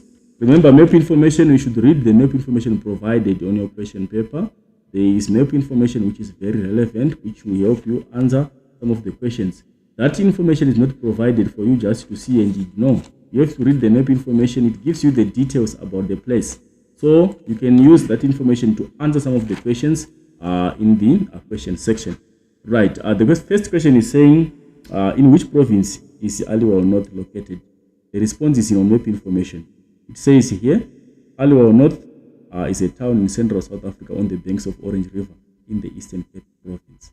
So the response is there in the map information. So our correct response is the Eastern Cape according to the map information. You might not get to know all places such that you can ignore the map information. It's not everywhere that you know in South Africa that you can say you can afford to ignore a map information. Right. Then number 312, coordinates for Aliwal are 30 degrees and 42 degrees south. Then 26 degrees and 42 degrees east, that is longitude. The 30 degrees south refer to, automatically I've given the answer. When you are giving our coordinates, it's latitude to longitude. So it's degrees in latitude and minutes in latitude. If you are to give exact location, we add the second value to the south. South African places are to the southern hemisphere, south of the equator. So we name our latitude and our location as south. Then in terms of longitude, it's 26 degrees, 42 minutes. If you are to be precise on a particular feature, we add the second value and we name it E, which is east, which means South Africa again is on the east of the prime meridian. Places in South Africa are named south in terms of latitude and are named east in terms of longitude because we are in the eastern part of the hemisphere divided by the prime meridian. Right. We move on to the next question. So this one, the correct response is latitude. Calculate the area in square meters of the graveyard in block D1. The length is 1.1 centimeters and the breadth is 0.7 centimeters. So if you check here, the graveyard is given, it's in block D1 on the topographic map. Maybe just seeing it, but it doesn't matter much seeing the graveyard. The graveyard, I think you can see it's here. This is where our graveyard is, according to the reference given there. I think we can figure out the symbols that we have here. The symbol for a graveyard, you can see is this one here. A polygon feature with some crosses on it, which imply that maybe those are the graves inside that graveyard. So you are not supposed to do anything with this graveyard. It's already there and the measurements are already indicated. There was no need for you to measure anything on that graveyard. You were just supposed to do the calculations. Right. You have to do direct calculations for you not to confuse with the conversions. If you have your conversions written aside, that is going to help you and won't confuse you if you are not very mathematically talented. Right. What you should note is, if you are someone who is not very good with mathematics, what you should do before you attempt any questions, play around with your scale so that you know your conversions. Right. For a topographic map, if anything is coming from a topographic map, the scale is 1:50,000. And you know that whatever measurement you get from the map, you have to multiply it by 50,000 to get the actual ground distance. So if there is need for conversion, what are you going to do?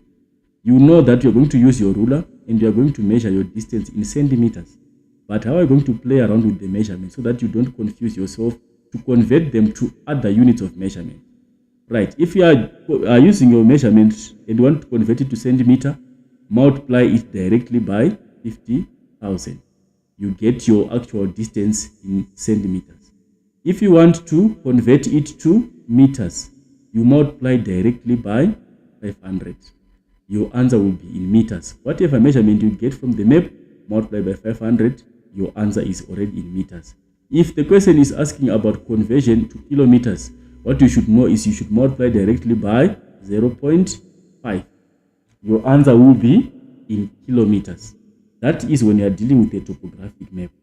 If the question is coming from a topographic map.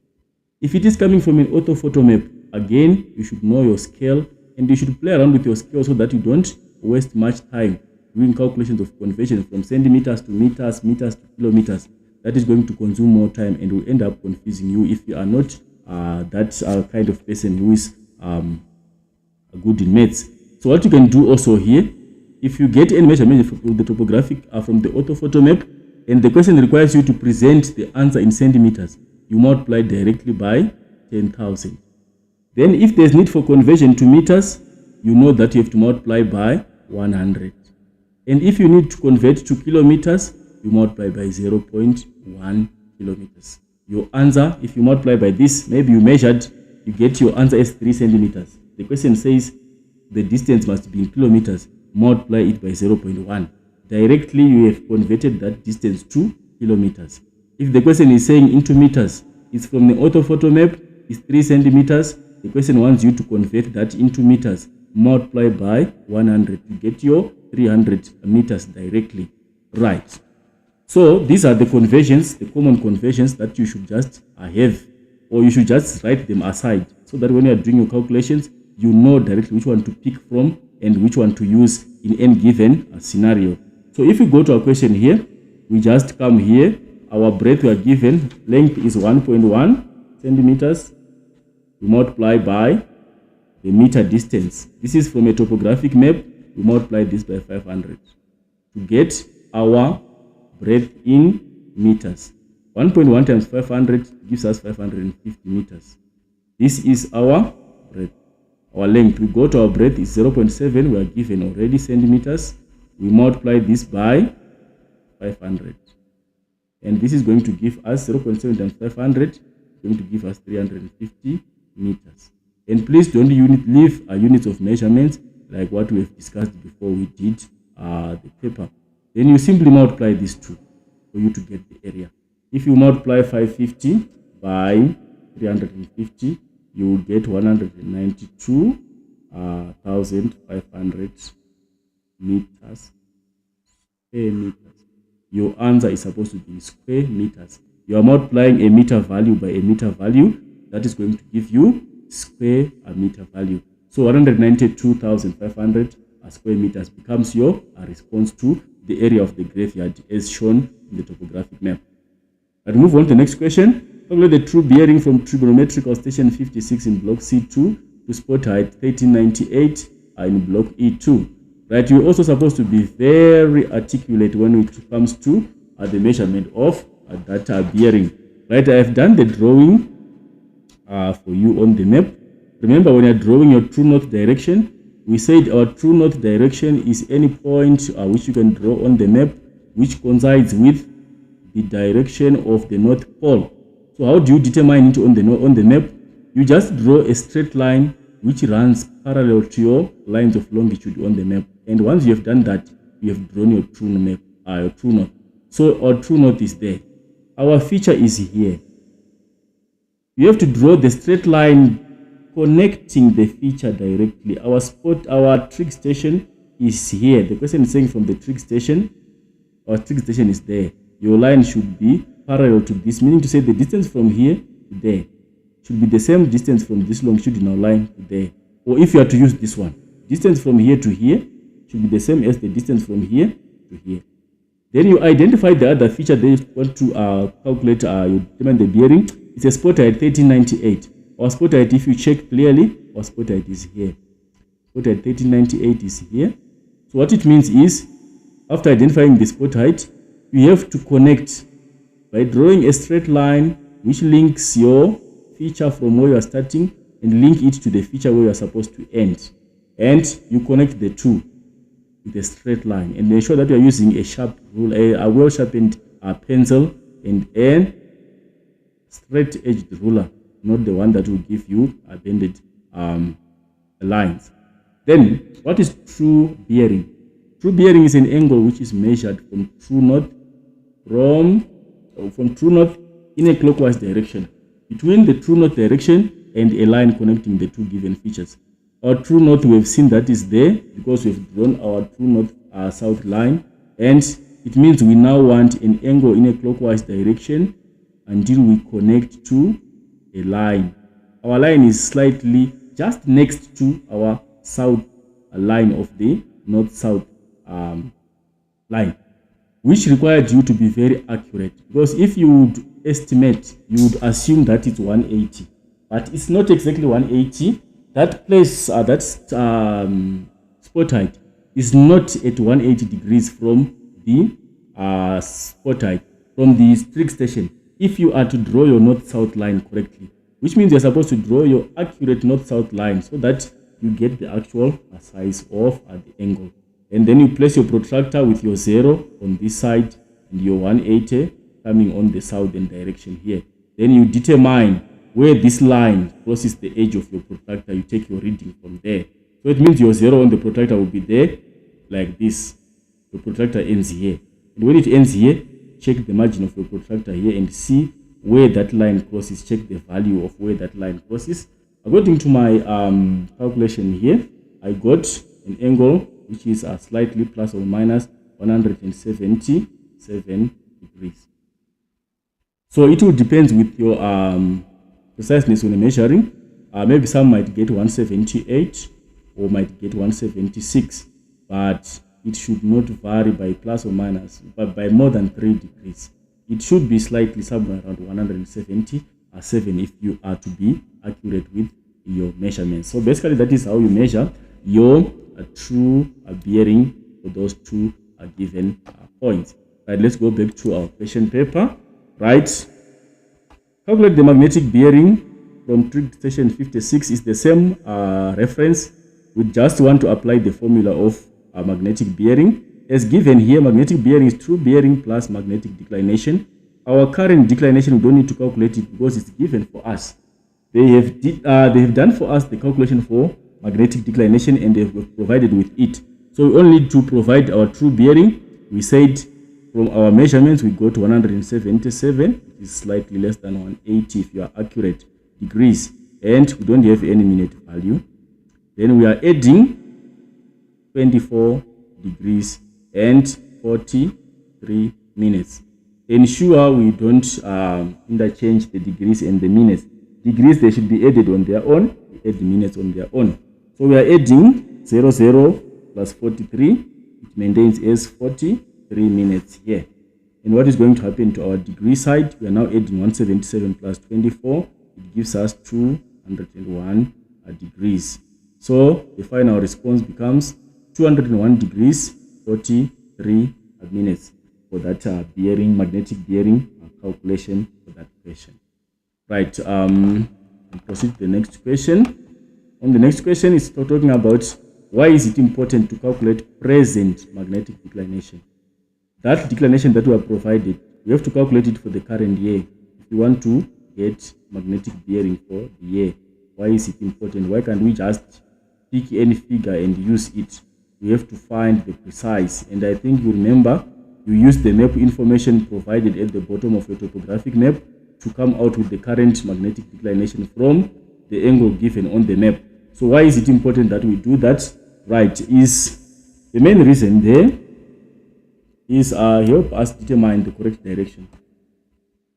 When we are doing navigation, we need to,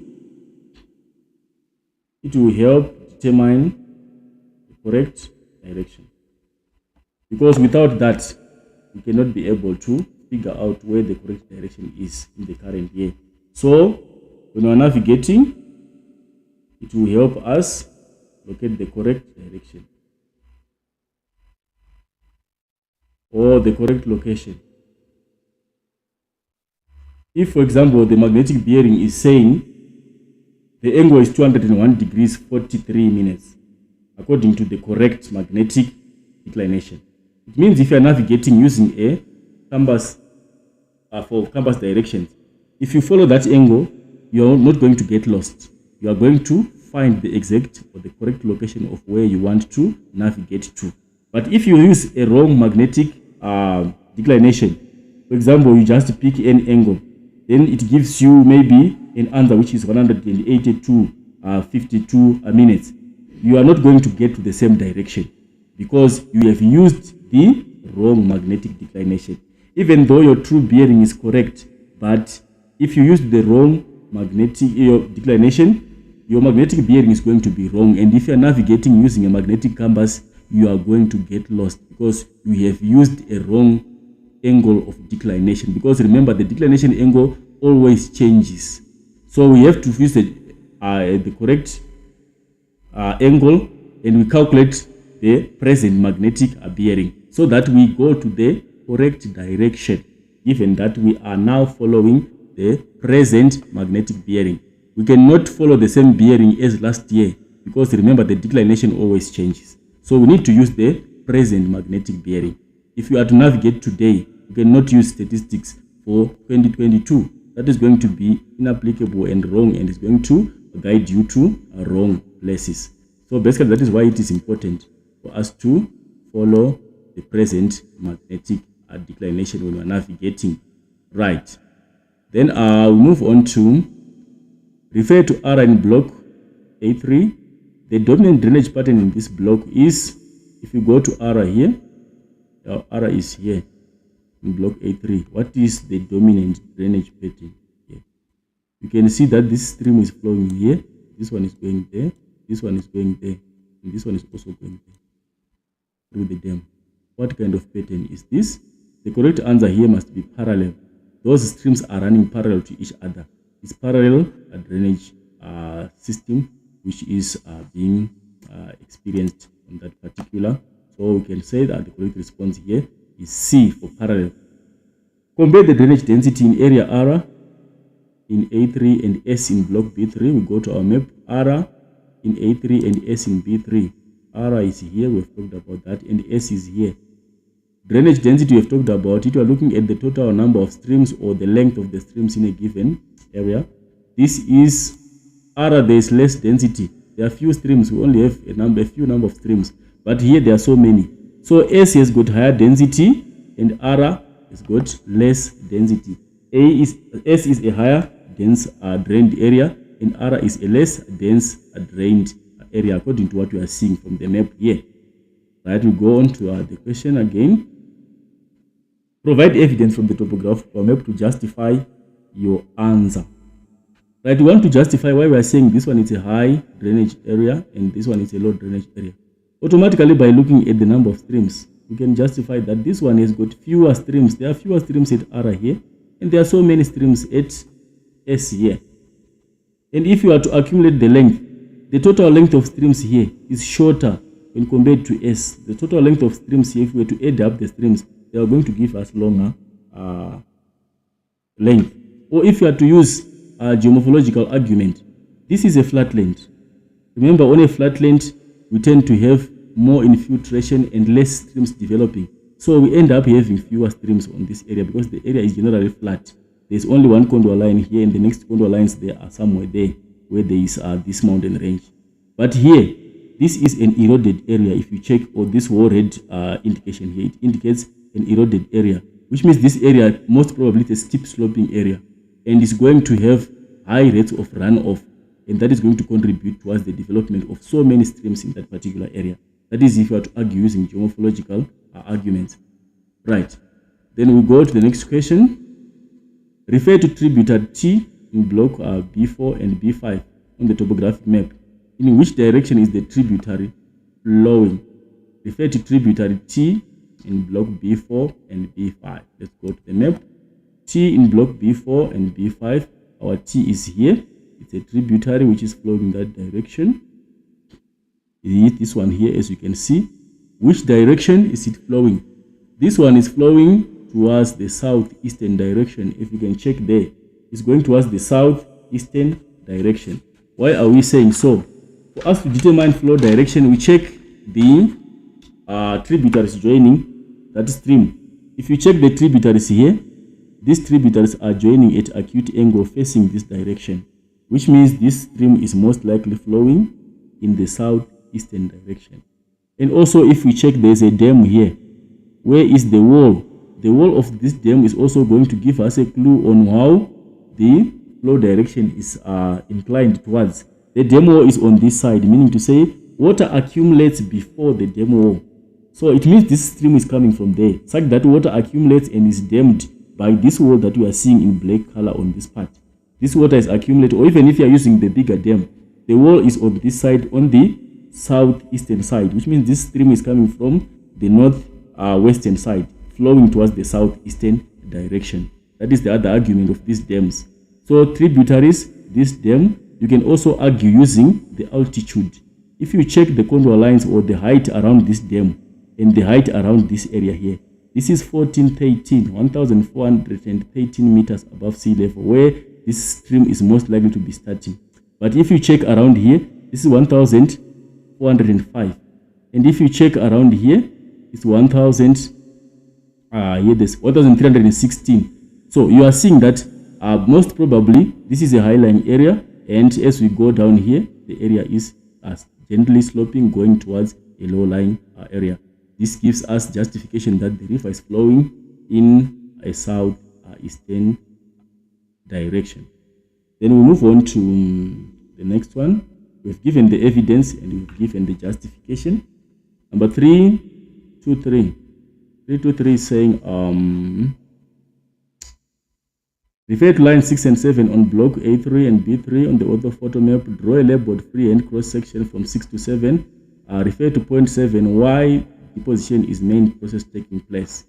Right, this is interpretation of geomorphology. If you have to look at here, I will draw a cross-section there. Right, quickly, when we are doing drawing of cross-sections, we are doing a simplified cross-section, not a detailed one. We don't need to trace any measure, any heights from the cross-section. If we are to put our 6 here, and we are to put our 7 here, this is a meander. If you can check, this is a bend along a river channel. The stream is bending at this point. So it means as you're coming from 6, you see the contour lines here. This means it's a steep sloping landscape. What is going to happen as we get into the stream channel here? You need to apply the concept of geomorphology of erosion and processes on the outer bend and on the inner bend of a meander. Then as we go to 7, apply also the concept of deposition that happens on the inward bend of a meander. So from 6, it's steep sloping, it goes down into the valley. In the valley, it curves inside. This is an undercut slope. And then it becomes gentle, going towards 7, like that. This is the nature of the cross-section that you are going to draw from 6 to 7. Our 6 being here, and this becomes an undercut slope where there's erosion. This becomes the slip of slope of that meander. Then the next question is saying, we have discussed about the reason for the shape. Yes, that is why they are appearing like that. 7 is the slip of or the inner bend. There is deposition taking place, and there's less velocity, meaning to say material is loaded from 6 and it is deposited around 7, and it gives a gently sloping landscape. Let's go to the last part, which is our part on GIS. Basically, what you should note with GIS is basically knowing the concept of GIS. There is nothing much that you need to note under GIS. Application of the basic concept of GIS, that is the main thing that you examined for under the section of GIS. So those concepts, they should be at your disposal of the fingertips, or the GIS concepts, because they are equally important in answering this last section of GIS. Right, let's go to our question paper. Right, identify one GIS process that the farmer could use to identify the best place to graze his cattle. We are told of that farmer on the topographic map who wants to identify the best place to graze his cattle. GIS processes, there are many of them. It now depends with which one he wants to use according to the information that he is interested in. So if you are to look at here, that farmer can use GIS processes like data integration. Integration, you are saying, can bring together different sets of data for him to be able to make a conclusion. For example, he wants to graze his cattle, but the area is steep sloping. He cannot effectively graze the cattle there. It means you need to integrate some data on topography and maybe some data on some other aspect like rainfall. So he needs to incorporate those two data sets for him to be able to come out with a valid decision. Or we can talk of spatial analysis, analyze different spatial areas. Or we can talk of data layering. Can do data layering, compare different data sets and show how they relate to each other and see how he can find a effective grazing area for the cattle. So there are many processes that can be used there, but it will depend with what the farmer exactly wants to do. Right, then name one human-made feature in block A3 in A5 used to extract groundwater.